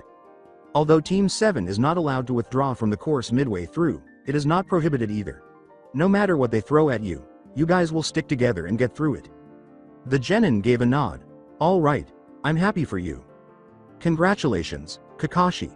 Sensei, Sasuke said, shifting the topic. Yeah, go dem, Naruto agreed, grinning broadly at Kakashi. Sakura said, me, too, Kakashi. Sensei. Her smile was just as big as Naruto's, if not bigger. Glancing at Sasuke, Kakashi smiled, relieved that his young charge had moved past his childish tantrum, even though the reasons behind it were reasonable. He was also relieved that his team had not lost its cool, which would have increased his sense of guilt for not consulting them sooner about the offer. Many thanks, everyone. To celebrate, we're going to go have a big treat this evening. Team 7 roared its approval at that. Sasuke, though, refrained from joining in, but his lips did curl upward in a small smile. And since I'll miss my favorite students, henceforth, we'll lunch together every Friday whenever you're free and in the village. The sense of relief on Sasuke's face upon hearing the news nearly caused Kakashi to give him a hug. Sakura and Naruto appeared relieved as well, but for Sasuke, who had lost and then gained a family so horribly, it meant much more. The Jounin's words had finally persuaded the boy that his second family was not disintegrating. Now, when I entered, what were you and Jiraiya-sama doing? With a fatherly pat on the young Uchiha Saiyan's shoulders, Kakashi inquired. In a small, dilapidated restaurant on the far side of the border, Colonel Kita Terujiro, commander of 3rd Regiment, Gem Division, responsible for the defense of the southern flank of the Hai no Kuni salient, fiddled with his sake saucer, brooding over treachery without looking at his 2 aides. Sensing that the deal was about to fall through, Mononobe Shota, the fire minister who had come to negotiate the price of treason, urged Terujiro to consider the fate of his family and the families of his men in the event of war on both sides of the border. Consider your men. T has too many opponents and can't win. Marching armies will continue to prey more on the borderlands if the war continues. You'll be doing everyone a favor, including the soldiers, civilians, and their families. I never requested this. Plans to assist Orochimaru in his suicide attempt have never had my support. Terujiro grumbled. Those idiots in the capital were to blame. And need I remind you that T is currently being led by those same idiots towards certain ruin. The same officials who will watch from the comfort of their own homes as you and your family bear the personal consequences of war. To resist fire without the assistance of lightning is insane. They trust our navy to hold you off, the clergyman snorted. He answered, so you'll trouble us at sea, but we'll crush you on land. You have no hope on the ground, where the war will either be won or lost. Take a look at you. T lacks sufficient manpower to station regiments distant from their recruitment areas. I believe you would be appreciative of the fact, Terujiro answered, grinning a little and letting his shoulders relax. Yes, I am. Make no mistake about that, but it only serves to highlight your lack of preparation. The colonel turned to his aides, downing his saucer of sake and grimacing. The quality was as one might expect from such an establishment. I will comply with my men's wishes. What say the regular soldiers? Knowing the answer in advance, he questioned. First assistant shrugged. They think that the capital has brought this war upon us and our families are going to suffer as a result, he stated. The other person said, we felt out a few close-mouthed men. They're worried about their families. Sir, they don't find anything wrong with what we're doing. Their war is not this one. That's when Terujiro turned to look at the minister. So, Shota, let's talk about the high treason price. For allowing your people to pass, how much are you willing to pay me and my men? The trio from Team 7 was lying there, panting and shivering uncontrollably. They couldn't dispute the fact that reality stinks, but it seemed like they did too. Particularly considering that at the conclusion of the spar, Jiraiya, their current opponent and master, wasn't even panting heavily. The Sannin declared out loud, kids these days have no endurance, as he mockingly disgustedly eyed his students. Though he was stingy with his compliments, the master spy was surreptitiously impressed by Team 7's performance during the morning workouts. Jiraiya's book contained very few accomplishments deserving of praise, and the brats were still months away from their first one. But Team 7 was not overly impressed by their abilities. Although Jiraiya was a much gentler and more approachable teacher than Kakashi had ever had, his lessons were far more difficult. It had been since their initial days of genin training that they had felt so unworthy. However, Jiraiya was just beginning his tirade. It was exactly the same irritating speech he delivered by rote to that sorry brat Minato and his group. He had slightly altered the original plan, intended to annoy students, to better reflect the situation. After just 7 days of mentorship, Team 7 knew the material well enough to commit it to memory. The Sannin groaned theatrically and adopted a kabuki pose to emphasize his desperation. Oh, Sensei and the Godem must really hate me to stick such a bunch of losers on me, he said. Why in my day? Genin shit gold, peed floods and farted cyclones, Naruto complained, spitting out Jiraiya's standard tirade. Sakura and Sasuke added their scowls to the exchange. The blonde was reminded not to misunderstand their teacher by the loud knock that retaliated, causing a bump on her head that could be heard from a distance of several yards. Jiraiya disregarded Team 7's increasingly vicious glares at their tormentor. Or stayed in the dark. As far as Team 7 was aware, the Sannin's current smile might have been the result of a deviant idea that had emerged in his shallow consciousness. The theory of perverted thoughts was confirmed a few seconds later when Jiraiya shook himself out of his daze and wiped that smile and some drool off his face. Team 7 was not overly surprised by the revelation. They discovered that their recently appointed sensei was even more of a lecher than Kakashi. You realize what the issue is, do you not? Jiraiya inquired in a solemn tone. Perhaps, he mused wryly, giving his irritable Looking Godson a soft glance, the children could live without the typical speech for the next few days. That way, when he started using it again, it would be even more annoying. Team 7 got themselves together for the official exercise debrief, nodding. Sasuke and Sakura, you don't have enough chakra to sustain the levels of intensity you fight at for long periods. Sasuke's seal helps him in this regard, but it's nowhere near close enough to what's needed. Naruto, you have the chakra, but your control is atrocious. You're a Sannin, Sasuke corroborated, we can't hope to defeat you. Sakura added defensively, and with the training Kakashi Sensei gave us, we've done well against others. You did, Jiraiya readily admitted, but there are nearly 100 S-rank nin out there and they're all endurance demons. Some are loyal to their village and some not. But that's beside the point, which is that you will be required to face them sometime or the other. We're not genin, Sakura objected, you can't expect us to face S-rank nin by ourselves. The kunoichi with pink hair disregarded the glares that both of her teammates directed at her remarks, because they believed that youth was invincible. Neither Sasuke nor Naruto liked to be told that anything was beyond their capabilities. Jiraiya shot back, saying, a genin is the father of the Jounin. To that, Team 7 had no truly sincere response. After all, it was the real deal. I'm your teacher because the village expects you to become accomplished S-rank killers in time for the coming war, the Sannin continued. Anbu school will cram you with all the skills you'll need to survive, and once they're done, I'll equip you with all the necessary tools it takes to hunt S-rank nins and survive unscathed. Both the 3rd and the 5th are in agreement on that goal. Members of Team 7 glanced at one another. They were undoubtedly unaware of this. Satisfied that the young men comprehended, Jiraiya gave a nod. They would go to great lengths to ensure they didn't let Kakashi down now. We won't be having these sessions from tomorrow. We'll be crossing over into Rice and there are still remnants of Otto around. We'll need to conserve our energy in case we run into them. A moment of silence. So, whose turn is it to cook breakfast? In the safe haven of a public lavatory, Enko studied the note the hawker, spy, had slipped her at the market. The action described in the book required at least 6 seasoned operators to carry out precisely as instructed. The first issue she had back then was that, as far as she knew, she was the only leaf Anbu in the area. Again, HQ was overstretching itself with goals so grand and ambitious it defied belief in its infinite wisdom. The undercover special Jounin, however, accepted the challenging orders with grace. She was going to kill them, or die trying. She wouldn't be around to take the blame for failure if she failed, so if she succeeded, all good and well.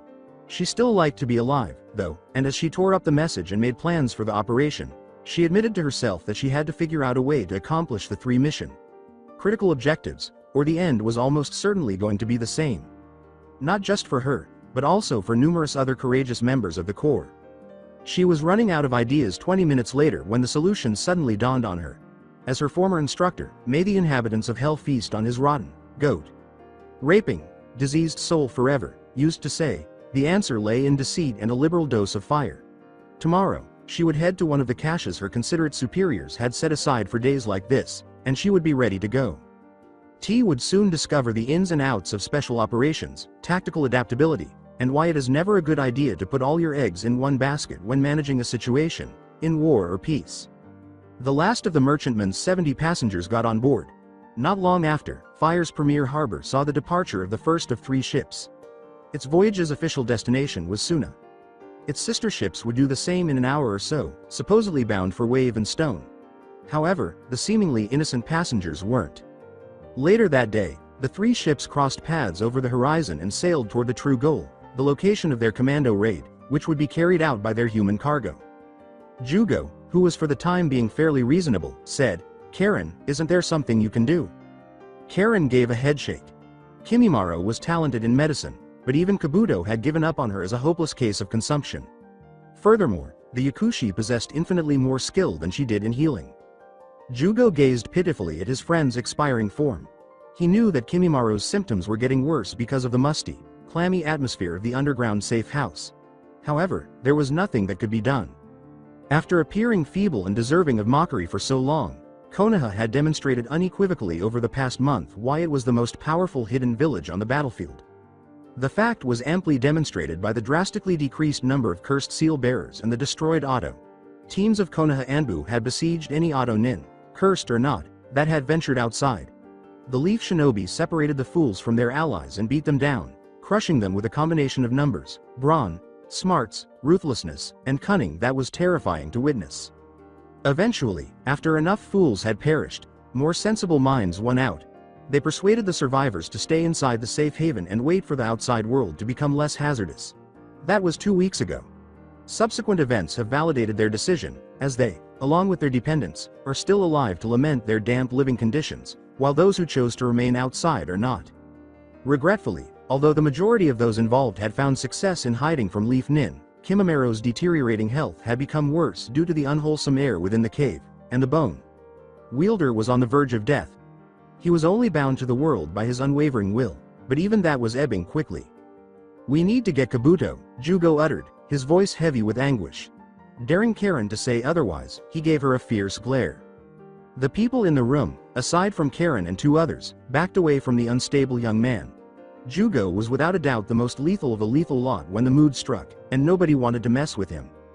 Karen stared down the ancestor of the cursed seal and said, "He'll come when he comes," before his murderous thoughts took over. Like the others, she was terrified, but she also knew that Jugo would get crazier the more anxious he became. She therefore desired to allay his fears out of self-preservation. Jugo mumbled in distress, "I don't want him to die," as he looked at the ground and blinked back tears. The others retreated even more. Jugo was showing them a side of himself that he had never previously shared with any of them. And anything different around him was usually a death scene. It was truly time to leave this place forever. Suppressing the cold spike that shot through her spine with ruthlessness, Karen wrapped an arm around the cursed bloodline wielder. Jugo gave her a kind of wonder-filled look. He'd never been treated like this before. Everything except Kimimaro, that is. "I hope he arrives soon," she said, putting her arms around his shoulders and giving him a reassuring hug. She knew they were all for it otherwise, so she did it in the hopes that her action would calm the maniac down. Inadvertently, she cemented her status as the most formidable mistress among the witnesses with that deed of generosity, and to everyone's surprise, Jugo relaxed, adding to the evidence that her mojo was extremely potent. Anko's face lit up like crazy when her shovel landed on the box lid under the starry sky, half hidden by the dense undergrowth in this part of the forest. She dug out the family chest, covered in waterproof canvas, and carefully removed it from the hole.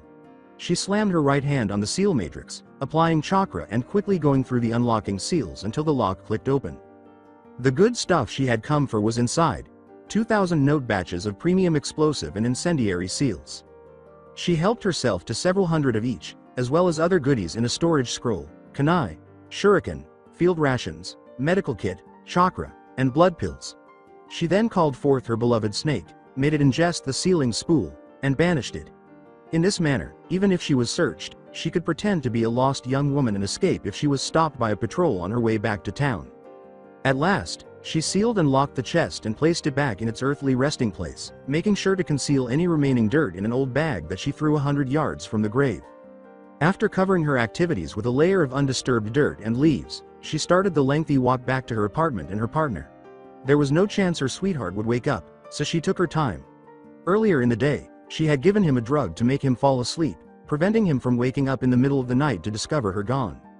On a meadow, Team 7 lay side by side on their stomachs, knees in the air, oblivious to the midday sun shining overhead. Naruto and Sakura were positioned on either side of Sasuke, who was lying in the center with a grass twig in his mouth. Just inches from Naruto's face, a grasshopper leapt into the air and landed on a vivid green grass leaf. When it jumped to land on his face again, the blonde swatted at it and yawned before turning to face his teammates. Sasuke said, "Pinky," out loud. Sakura said drowsily, "The old fart seemed good to you." Sakura cast a bewildered glance at the Uchiha. "You saw how hard he trains us, didn't you? But he hasn't taught us anything new." Sakura turned to face Sasuke while lying on her side. "Yeah, so? Techniques aren't everything. You and Naruto know more techniques than me and I beat you a third of the time." Sasuke gave her a glare for the remark. Out of the three, the genin with the raven hair despised losing the most, and Team 7 detested losing. "Well, we need to be getting stronger. We're plenty strong already, Uke. We're candidate Anbu and we haven't been genin for a year." "He is out there," Sasuke said, making a reference to his sibling. "We need to get stronger." Even Sasuke appeared a little taken aback by what he said. His desire for revenge over the Uchiha massacre had been a deeply personal matter that he wanted to keep private prior to Team 7, as he had no family to think of. Now, things were different. He wanted Team 7, a close, knit family, to stand by his side and enjoy their approval while tearing out his bastard brother's heart. Sakura gave a nod. She had perfect understanding of her teammate. Her gaze met Naruto's, and she saw him paying close attention to what was being said. "And we certainly will, Sasuke," she stated, reversing her direction to face him. "Jiraiya Sama taught the Yondaime, and look how that turned out." Sasuke gave a nod. "I will give you that," he said. "He better train us as hard though." Sakura gave a nod. "I'm sure he will. What brought this on, anyways?" "Nothing. I was just thinking." Sakura gave another nod. With the topic concluded, she pondered where to take the conversation next. She used to talk to Ino about family, but she didn't want to talk about it because Sasuke and Naruto were both orphans. That left training or gossip since they weren't interested in girls, and she didn't want to have that conversation with them anyway. "You think Kakashi-sensei's been named Hokage by now?" Sasuke gave a shrug. "He should have. Today's Wednesday and Kakashi-sensei said he was going to be pronounced Godem publicly on Tuesday." Sakura picked a tiny clump of grass off the ground and nodded before going silent. After a minute, she inquired, "Who's going to cook tonight?" Sasuke gave her a cruel look. "What do you mean, who's going to cook tonight? It's your turn. I'll trade you a day's chores if you'll do it. 3 days. I'll do your weekly laundry. You don't have to do anything at all except put the clothes in the washing machine. And take them out and hang them out to dry. Throw in pressing my clothes and it's a deal. After we reach Konoha." With a smile on his face, Sasuke nodded. In fact, he had been meaning to tackle this massive pile of laundry for years. Sakura grinned too. Although her teammate was unaware of it, she knew girls who would pay anything to have access to his clothes. She would even force them to pay. "Deal. Deal." Naruto joked, "Could you do my laundry as well?" Sakura gave him a glare. "It'll only be 4 pairs of pants and shirts." Sasuke took a seat. "That reminds me. How come your wardrobe's so empty?" asked the man. Naruto gave him a thoughtful look. It took Sasuke even this long to realize what was obvious. Sakura said quietly, "So who took care of you when you were a kid?" Naruto gazed off into the distance. "I was at the orphanage till my 9th birthday and then I had to leave it. I've lived alone since then," he stated. Sakura let out a gasp. Naruto knew that her teammate had a difficult upbringing because of the looks she received from many civilians and the quiet complaints she had heard them whisper. It was mind-boggling to consider that they would force a helpless boy to leave the orphanage at the age of 9. She questioned out loud, "They kicked you out?" Although Sasuke appeared disinterested in the question, if Naruto was aware of the expression in his eyes and the blonde was aware of his teammate, then there was going to be harm done at the orphanage. Team 7 looked after its own. Glad to feel so loved, Naruto gave Sakura a serious look. "No, I beat the crap out of the 2 bullies who tried to give me a very special birthday present 2 days early." Sasuke laughed, snorting. Sakura blushed at how badly she had interpreted the circumstances. "You were that good even then?" Sakura inquired, projecting an air of admiration. "Yeah, I'd only been training for 2 years by then. I was light years ahead of those 2, but I was nowhere near where I was even before we became genin. So, I got a free scrapes and I gave them both black eyes and kicked them in the balls. Many, many times," Naruto responded, flashing back nice memories. Sakura flinched. Sasuke let out a grunt. "You were a right bastard even then. They'd beaten me up for the previous 4 birthdays just because they could.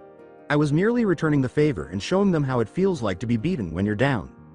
The suggestion that the orphanage had abandoned Naruto made Sasuke tense up once more. "Oh, relax, Sasuke. These things happen. There were 40 children at the orphanage and only 3 caretakers. They should have punished the sobs the first time. One of them was that bastard Ichiro.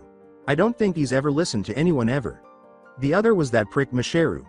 If his parents ever whooped him, it didn't do that asshole any good." Sakura nodded, as did Sasuke. Yes, they were aware of the 2 bullies. They even faintly recalled hearing rumors that a blonde kid had severely beaten them. Simply put, they had never made the connection before. "The kids at the orphanage were afraid of me after that. Probably because after I got tired of kicking them in the balls, I took a stone and started hitting them all over the body with it until my arms grew tired. So, old man Hokage gave a good scolding and pulled me out of the asylum. That's one of 2 good things that happened to me that birthday." Sakura questioned the other, despite sensing what Naruto was going to say. Naruto burst out laughing. It's unlikely that those two idiots will be able to procreate and teach their ignorance to future generations. All right, my laundry?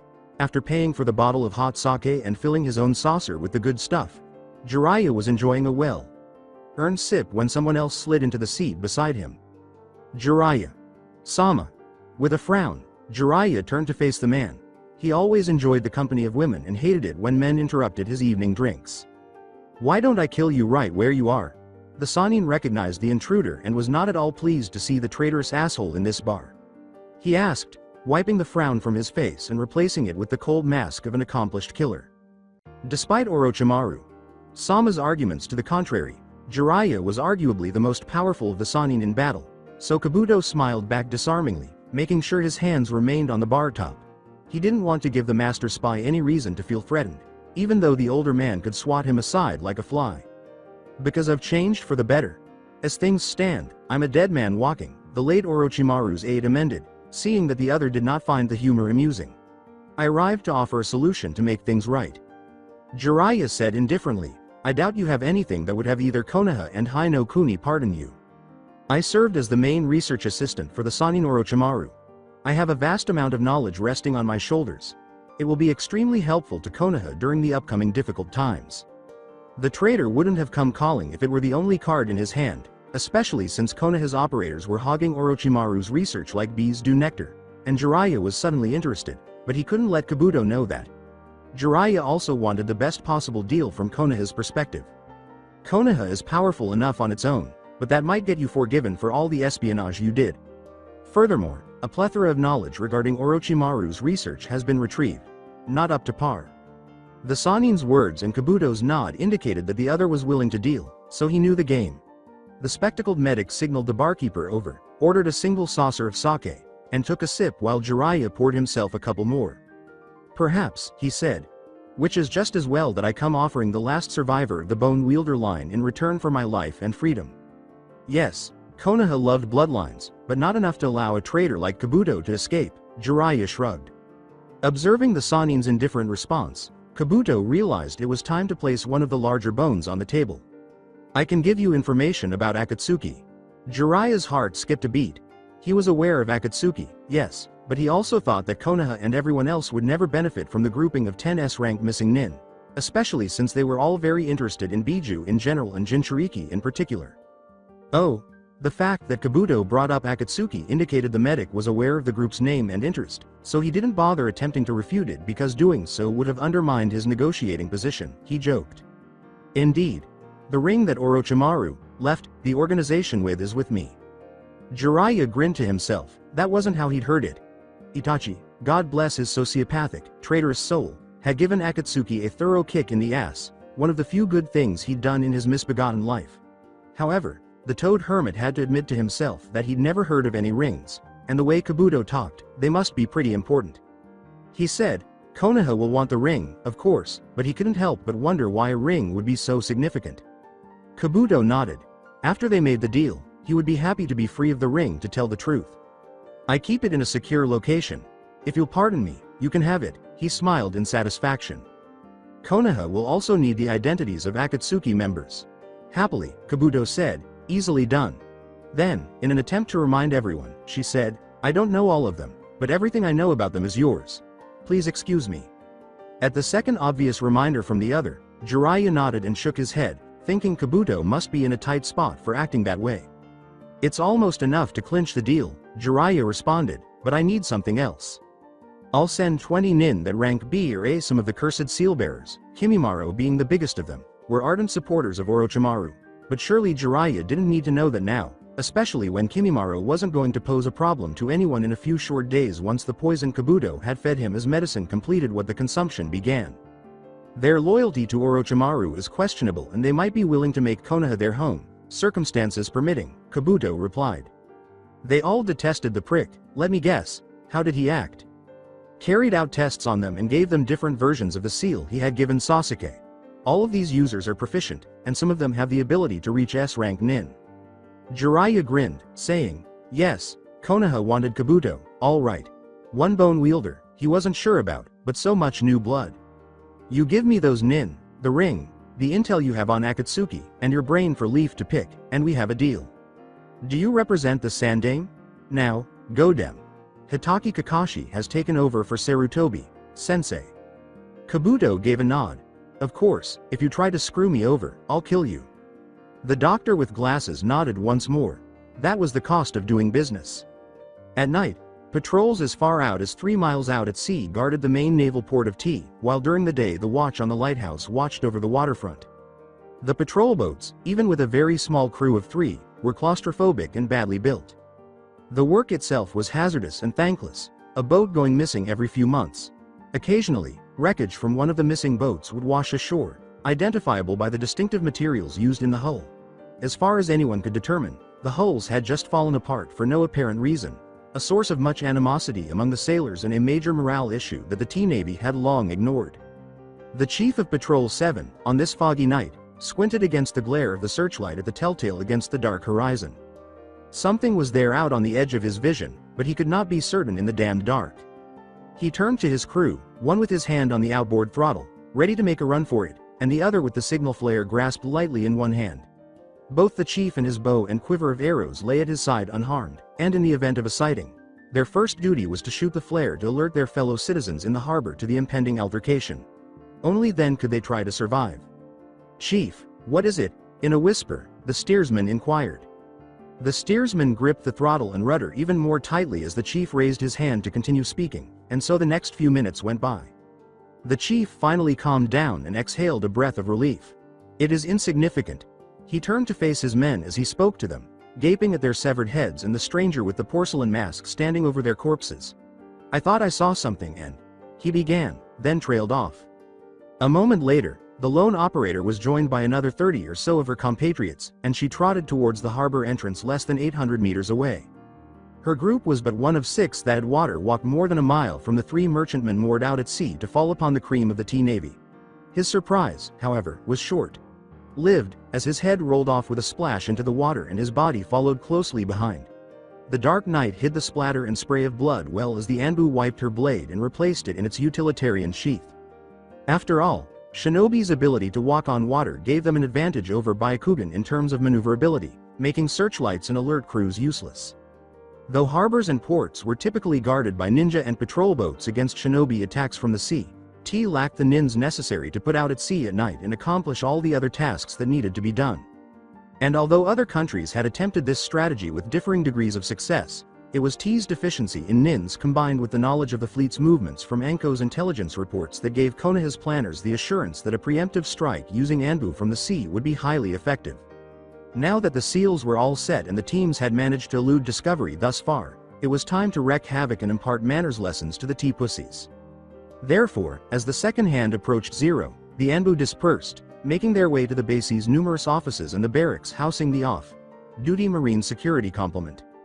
All the warships that were moored exploded at 4 in the morning when the seals struck their screws. Some were flooded and pushed against the shallow bottom, but the rest managed to escape with only minor hull damage. The screws were all lost, of course. Intel officers waited on the ships out at sea to examine the explosive seals on the roof and walls of the Marines' barracks, which exploded seconds later, as did the lighthouse and the signal station, the latter of which was merely to cover tracks as the operators were long dead and the messages had been stolen by Leaf Anbu. When the thump of explosions woke them both, Namba was lying there snoring softly, his left arm around Anko's shoulders, and he pushed the covers aside, trying to sit up, but he fell back, clutching his throat as he slowly choked to death from a crushed larynx. Leaving her lover choking to death under the covers, Anko slid out of bed and, with a calm and collected demeanor, summoned her favorite snake and made it cough up the scroll she'd had it swallow earlier. She then proceeded to adorn her armor and weapons, her explosive seals pasted on all the main thoroughfares to the port, ready to blow at a moment's notice, which she did just before she stepped out into the night to join her compatriots at the base. Immediately, the town was rocked by 100 explosions, bridges blew, and shops and homes along all main streets caught fire and smoke. T's attempted aid in the war on fire had returned home with a vengeance. Gazing at the orderly formation of troops before him in the evening light, General Hino of Fire, commander of Southern Theater, charged with the conquest of T, turned to Brigadier Sarutobi and raised an eyebrow in disapproval. The recently retired Hokage answered, "Teruhiro's moving his forces to the side to let ours pass as we speak, and my squads are in place. I ought to go with my soldiers to the attack." You intend to join them? Hino inquired. Sarutobi gave a nod. I have to prove to them that these ancient bones still have a lot of fight in them. The only way to swiftly solidify these fighting men's allegiance. General Hino turned to face his fellow general after giving a nod. How about you, Toyota? It will be my officers leading from the front. I realize and accept that I'm too old for fast attacks and desperate battles, unlike Hiruzen. I'll remain here, gather units, and quicken the pace of action. We have limited time, so the more men we can get through before Shinichi responds, the more likely it is that we will win. After giving it some thought, Hino nodded in agreement. Excellent, gentlemen. I'll let you focus on your work. 10 minutes ago, the 1st and 2nd regiments were supposed to have launched the attack along the middle of the enemy line. Wishing you success and happy hunting. The capital was in a restless state. There was a tangible atmosphere of fear, and most of the hearsay about the impending war was negative. The route operatives, listening in on the various patrons at bars around the city, knew that the situation wasn't ready for a event, but it was slowly approaching it, so they would wait patiently until it was. As it had done yesterday, as it would do today, and as it always will, Root would see to it that the great tree ultimately triumphed over its opponents and on the field. Vice Admiral Muramachi studied the smoking wreckage of hundreds of buildings on the city's northern edge with detached eyes, as well as the damaged hulls of his fleet. The fools in the capital still hadn't realized that without the navy to intervene against fire, the war was all but over. Though it was difficult to divine the enemy's motivations, if he disregarded the arson in the city as an aberration, a clear picture emerged, and nothing else made sense. The pattern of assault on the ships in the harbor told him one tale, but it was at odds with the burnt-out shells on the outer limits.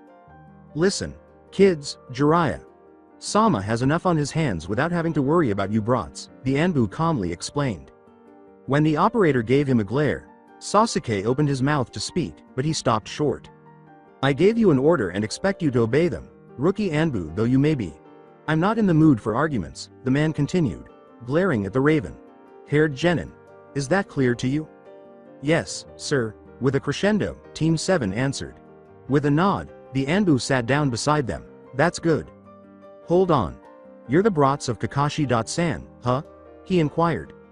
7th team gave a nod. Yes, we are. Well, you don't look like much, but Kakashi-san wasn't a looker himself, the man replied. You worked with sensei, right? Curious, Naruto asked. The Anbu gave a nod. With him, and under him. Are you serious? The man shot back. Got the tattoos and the scars to prove it, brat, then softened his tone. I'm Tripod. Don't ask how I got that name, and if you value your life, you won't laugh. It is a pleasure to meet you, Tripod.san. Uchiha Sasuke and Uzumaki Naruto are my teammates. My name is Haruno Sakura. It seems like I'm in luck today, Tripod grinned, because I got to meet the legendary Team 7 in person. Aha. Hee. Naruto chuckled mockingly. I'm exaggerating, of course, the Anbu grinned even more. How did Sensei seem all those years ago? Sakura inquired. Before he became Jounin, I heard he was an asshole. They claim he had changed. Me? Back then, I didn't know him. All I know is that in my 15 years in the Anbu, he has proven to be the finest commander and damn tactician I have ever worked with. Why was there that one time? Tripod grew reticent.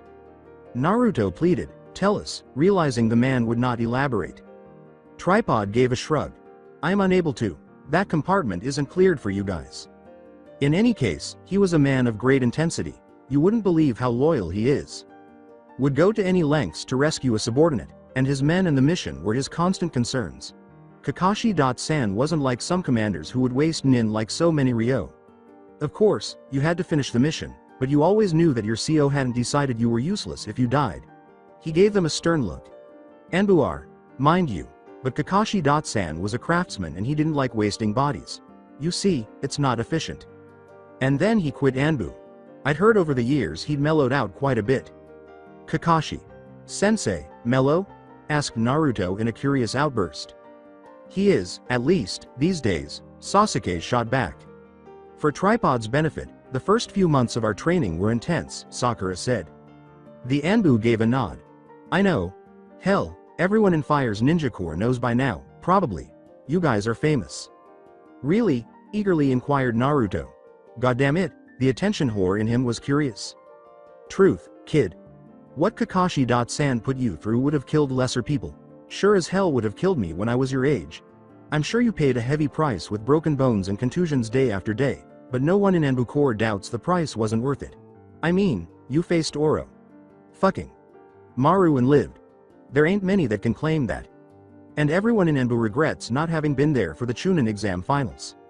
Team 7 smiled merrily. The grilling went on. Just a half-kilometer away from Team 7 and Tripod, Jiraiya gave his friend Yakushi Kabuto a pat on the back to help him stay upright. Beside Anbu and various nin, behind a stand of trees, were the Sannin and the trader. Twice over. From their vantage point, they could see the entrance to the safe house where the remnants of Otto were hiding. If Kabuto was to be believed, the holdouts were the very ones who were ready to be turned, as their loyalty to the late Orochimaru was weak.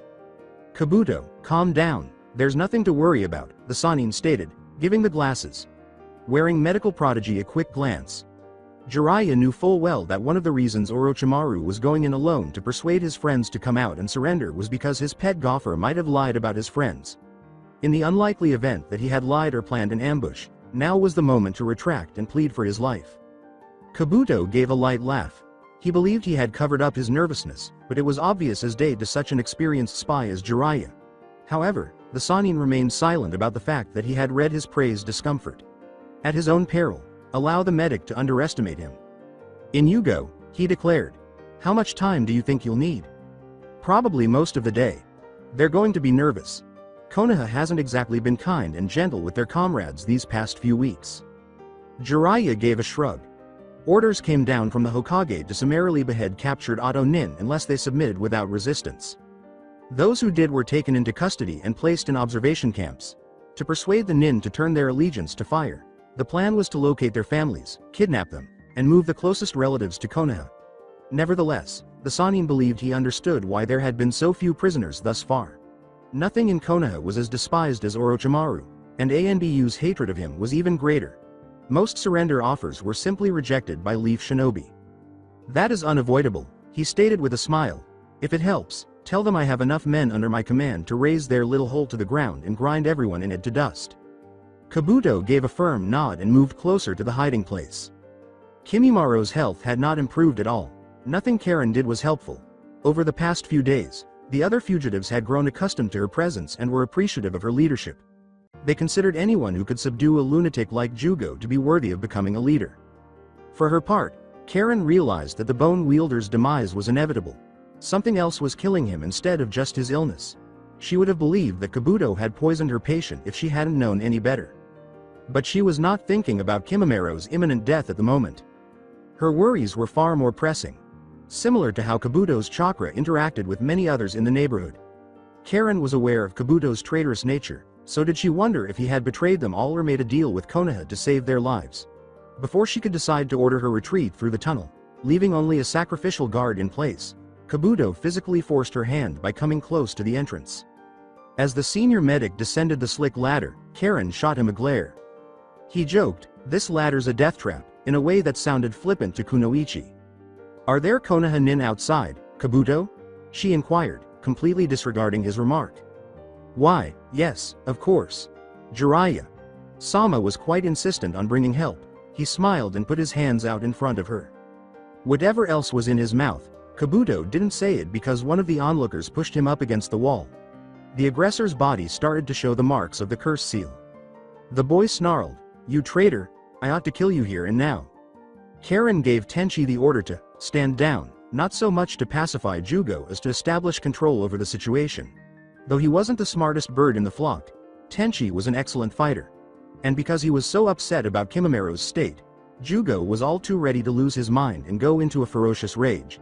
She said to Kabuto, "Please explain." Kabuto gave a nod. In fact, he was relieved that Karen seemed to be in charge of the scheming individuals. He had hoped that someone would, as the chances were that he would be killed for taking the trouble to save the ungrateful people. The fact that he had previously collaborated with her extensively and was aware of her practicality in these areas was also helpful. Even a soulmate. "I convinced Jiraiya Sama to spare our lives. He's here to accept our surrender." One of the others angrily questioned, "And the others with him?" Kabuto shot back, "Would you come here alone if you were in his place?" Finally, he said, "Where's Kimimaro? Has his condition improved in the last week?" Beneath the mass of bodies at the rear, Jugo unwinds by Kimimoro's bed. If the medic had betrayed them, he was prepared to kill Kabuto, but he was relieved that was not the case. If Kabuto was truly a traitor, he wouldn't be attempting to cure the sick Kagaya. The bloodline progenitor of the Cursed Seals said, "He's here in the back," loud enough to be heard at the front even as the others moved aside to give room to the medic. Pointing to the Kagaya, Karen said, "Kimimera's much worse." Her quarry was aware of the fact that her eyes were oddly fixed on the senior medic, but everyone else was oblivious to it. Kabuto's unwavering gaze met Karen's, and she knew instantly that he meant nothing but Kimimera's long life and good health. But she knew it was the right thing to do in these circumstances, so she didn't even consider telling the others the truth. A single life gave many bequests. Kabuto, serene as a hermit pondering the secrets of the cosmos, sat in the chair that Jugo had cleared. The mild-mannered medic pretended to perform a medical checkup on Kimimaro, while Karen observed from the sidelines. She thought it was fortunate that the Kagaya was unconscious due to the anguish, as he would have revealed the outcome of the game if he hadn't been in such agony. Thus, when Kabuto got up at the end of the examination, Karen realized he had taken away Kimimaro's limited time. However, she was unable to feel sympathy for the Kagaya. This was the shinobi world, and even though the bone wielder was a friend, if he survived, his fervent devotion to Orochimaru would mean the end for all of them. When Kabuto said, "I think we can save him if we get him to Konoha fast, the disease is too far gone and the only one who can possibly save him is Tsunade of the Sannin." Jugo became noticeably happier. He said, "You think so?" Kabuto gave a nod. "I'm afraid he's not much for this world if he stays here. The Senju is his only chance." Jugo asked angrily, "So what are we waiting for? Let's start for Konoha already." A few others cast suspicious glances at Karen. They didn't think Konoha would honor their promise, but if they protested, Jugo would eat them alive. But Karen was now involved in Kabuto's plot. She fervently said, "We have to take it if there's even a remote chance we can save Kimimaro." A few people sagged in their backs, while others exhaled with relief that the immediate threat had passed. Konoha would be dealt with later, but for now, Jugo was the most immediate, and therefore the greatest threat. But first, Kabuto warned, a word of caution. Jugo would have to die en route to Konoha, giving the impression that Kimimaro had been spared. The spectacle genius knew what Jiraiya would do to Leaf Shinobi as payback if he became the target of the opprobrium, but there was no telling what the crazy bastard would do if that happened. Kimimaro's too sick. He may succumb to the rigors of travel. Jugo obviously sagged. "We'll do everything to keep him safe and comfortable, Jugo," the Dr. Nin said, "but I don't want to get your hopes up until we reach Konoha." Jugo gave a sympathetic nod. After that, persuading the others only took a few minutes, and Konoha's strength suddenly increased by several dozen. General Shinichi, the leader of the forces guarding T from Fire's impending invasion, was sound asleep at the late hours of the night when he was awakened by his assistant. The general woke up immediately and realized that T was missing as soon as he read the message. In contrast to the majority of his countrymen, who believed T had no chance of winning at all, he had believed his country had a very slim chance of fending off Fire until Snow and Rock were persuaded to step in on behalf of his country. But now, the extent of the devastation eliminated any possibility of repelling the army that was invading. He read out loud, with bitterness, 3rd and 5th Regiments of Fire have broken through the southern flank, from the fateful message. "Get me couriers. Are the command staff awake?" he said to his assistant. "I sent for both the couriers and the staff, sir. They should be arriving at the command tent now. I also sent for the cook to prepare tea for everyone, sir." Shinichi gave a nod. "We better get there ourselves, hadn't we?" They discovered Shinichi's staff inside the command tent, where officers were requesting and receiving incomplete reports from their subordinates in a flurry of activity. The whole camp came alive in an instant, a steady bunch moving in and out of the tent while couriers ran to the command tent and waited for their call. Shinichi, glancing around the tent with an experienced eye, beckoned for the couriers. He thought the tempo and sense of urgency were appropriate. "My congratulations to Major Taira, whose orders are to hold firm until relieved and to defend the front units from flanking attacks. He is to move quickly with the 7th and 14th Infantry Battalions to the southern flank and, using Hill 34 as the anchor on the right flank, form a defensive line perpendicular to our main battle line." Shinichi watched the boy go, his heart sinking, knowing in his heart that his move would not work. Fire would have sent their most mobile troops and their damned ninja through that breach, and he had no doubt more reinforcements were streaming into T even now. But he had his duty and his honor, and if he was going to die, he was going to die like a man fighting to the death. Damn that traitor Kita Terujiro to 1,000 lifetimes in the darkest pits of hell, he mentally cursed. "Congratulations to Lieutenant Colonel Tachibana," Shinichi said, his thoughts returning to the nearly unachievable task at hand. He is to assume command of 1st and 2nd Cavalry Battalions and 8th, 9th, and 13th Infantry Battalions and counterattack the enemy. His directive is to seal the breach at any expense. The subsequent messenger gave a nod and turned to ride away, but before he could mount his mount, an arrow miraculously materialized, embedded halfway through his right temple.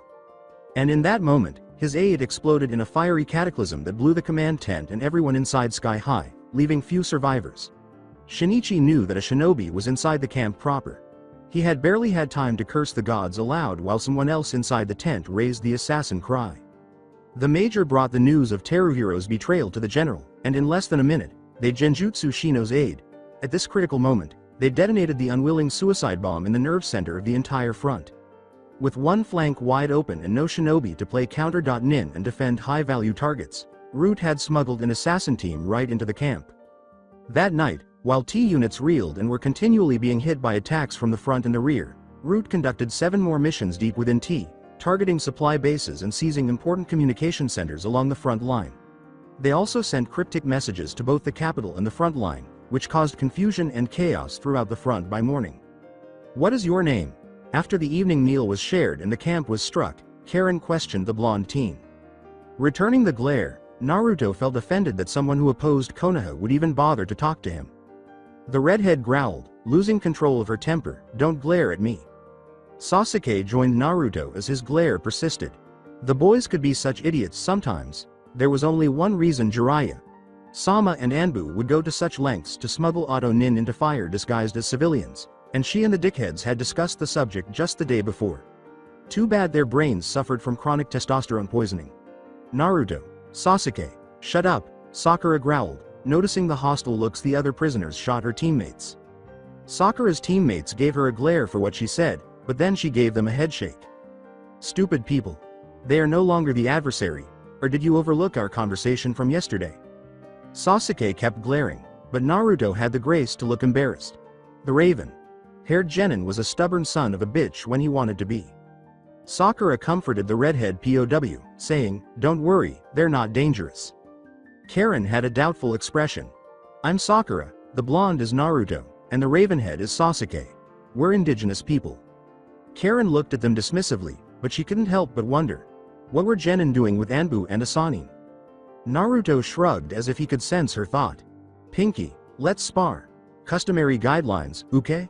Karen watched the spar and gained a grudging respect for Team 7 and Konoha. They had witnessed it previously in Leaf Anbu's professionalism and efficiency, but the Genin's skill cemented in their minds the true might of the nation's most powerful village. For the longest time, Jiraiya looked speculatively at Team 7. "At what point did you solve it? In the end?" he questioned. "It wasn't that hard when your civilians have powerful chakra and we've been taking the utmost care to maintain secrecy about moving our prisoners," said Naruto. Jiraiya nodded after giving it some thought. "Excellent. You are now a member of this group. Unless the Hokage, the council, the Anbu commanders, and I have given you permission, you are not allowed to divulge information about our prisoners to anyone else or even to admit that you know anything about them." 7th team gave a nod. "All right, rejected." The war was not going well for T. In a week Konoha had crippled their navy at port, and Fire had followed that action by sinking the remaining remnants at sea. Fire's army had also advanced 100 miles into the country, encircling 7 regiments in a pocket between the naval landings on the northern coast and the lightning-fast pincer in the south. Rumors ran wild as the militia of the capital and whatever units could be scrapped together rushed about strengthening the defensive works, but the populace was on the verge of panic, and a climate of gloom and doom had taken hold of the city. The constant flow of refugees fleeing the front line past the capital undoubtedly contributed to the overall terror. The conditions were perfect for a riot among the civilian population, and the smuggled route operators set the city on fire with a healthy dose of sabotage and arson. The city erupted in unrest as the granary, 2 watchtowers, and several public buildings went up in smoke, along with the scores of peasants who were killed almost randomly in the main thoroughfares.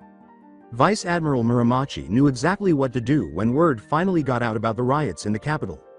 Konoha Nin had severely damaged his fleet, but they had also left the port infrastructure intact, having fired up large swaths of the city. Leaf and Fire would have preferred to have their ninja hold it until they were relieved, but something had gone wrong on their end and they hadn't. And so, while his country fell apart all around him, Muromachi found himself with a glaring opportunity to snare his adversaries and prevent them from fielding a sizable naval force for a few years to come. He was aware that if the Fire Daimyo found out about his orders, he would most likely lose his life, but if Hai no Kuni managed to obtain its naval arm, Rock and Snow would not be able to free it before all of eternity. "Ensign, bring me Commander Momoyama and Captain Satsuma, quickly." The ensign gave a curt salute and walked away without saying anything more, returning 5 minutes later with the commander and the captain. Muromachi commanded, "Gentlemen, please take a seat. The war is lost. All that remains is for the politicians in the capital to give up, which won't take long given the past 2 days of rioting among the populace. But you're not here for that. I called you both to discuss the preparations for igniting the port infrastructure and organizing the subsequent uprising. How ought we to approach it?" Satsuma scowled for a while, reflecting. "We have plenty of timber in the warehouses, sir," he replied. "Yes. We could stack the wood on top of the graving dock's locks and pumps, saturate them with gasoline, and light them on fire. We could also demolish the superstructure of the damaged ships in the same way." Momoyama went on. "There's no use scuttling the ships in shallow water, but if we can damage them enough, it would take a long time for them to be able to sail again." As intelligent and assertive as both officers were, it was obvious that they had already had a lengthy discussion about this, which is precisely why the admiral had summoned them. "Assign parties to work on it immediately. Consider lighting the fuel tanks as well. And discard the food into the ocean. Let the damned bastards pay for the civilians' food," responded Muromachi. After giving it some thought, Satsuma concluded that all they needed to do was make sure the food supplies that the fire people had brought in were either stolen or destroyed on the way. "Yes, sir. Move forward. When the work is done, we'll scatter into the countryside, leaving only a small guard behind." As Jiraiya's party and escort arrived at the village walls, the gates of Konoha erupted with ninja. As guards hurried to process the prisoners, Jiraiya went up to Team 7, who were having a conversation with Tripod, their minder for the completed journey. "That's it, kids. I'm sorry we weren't able to spend as much time together as I would have liked.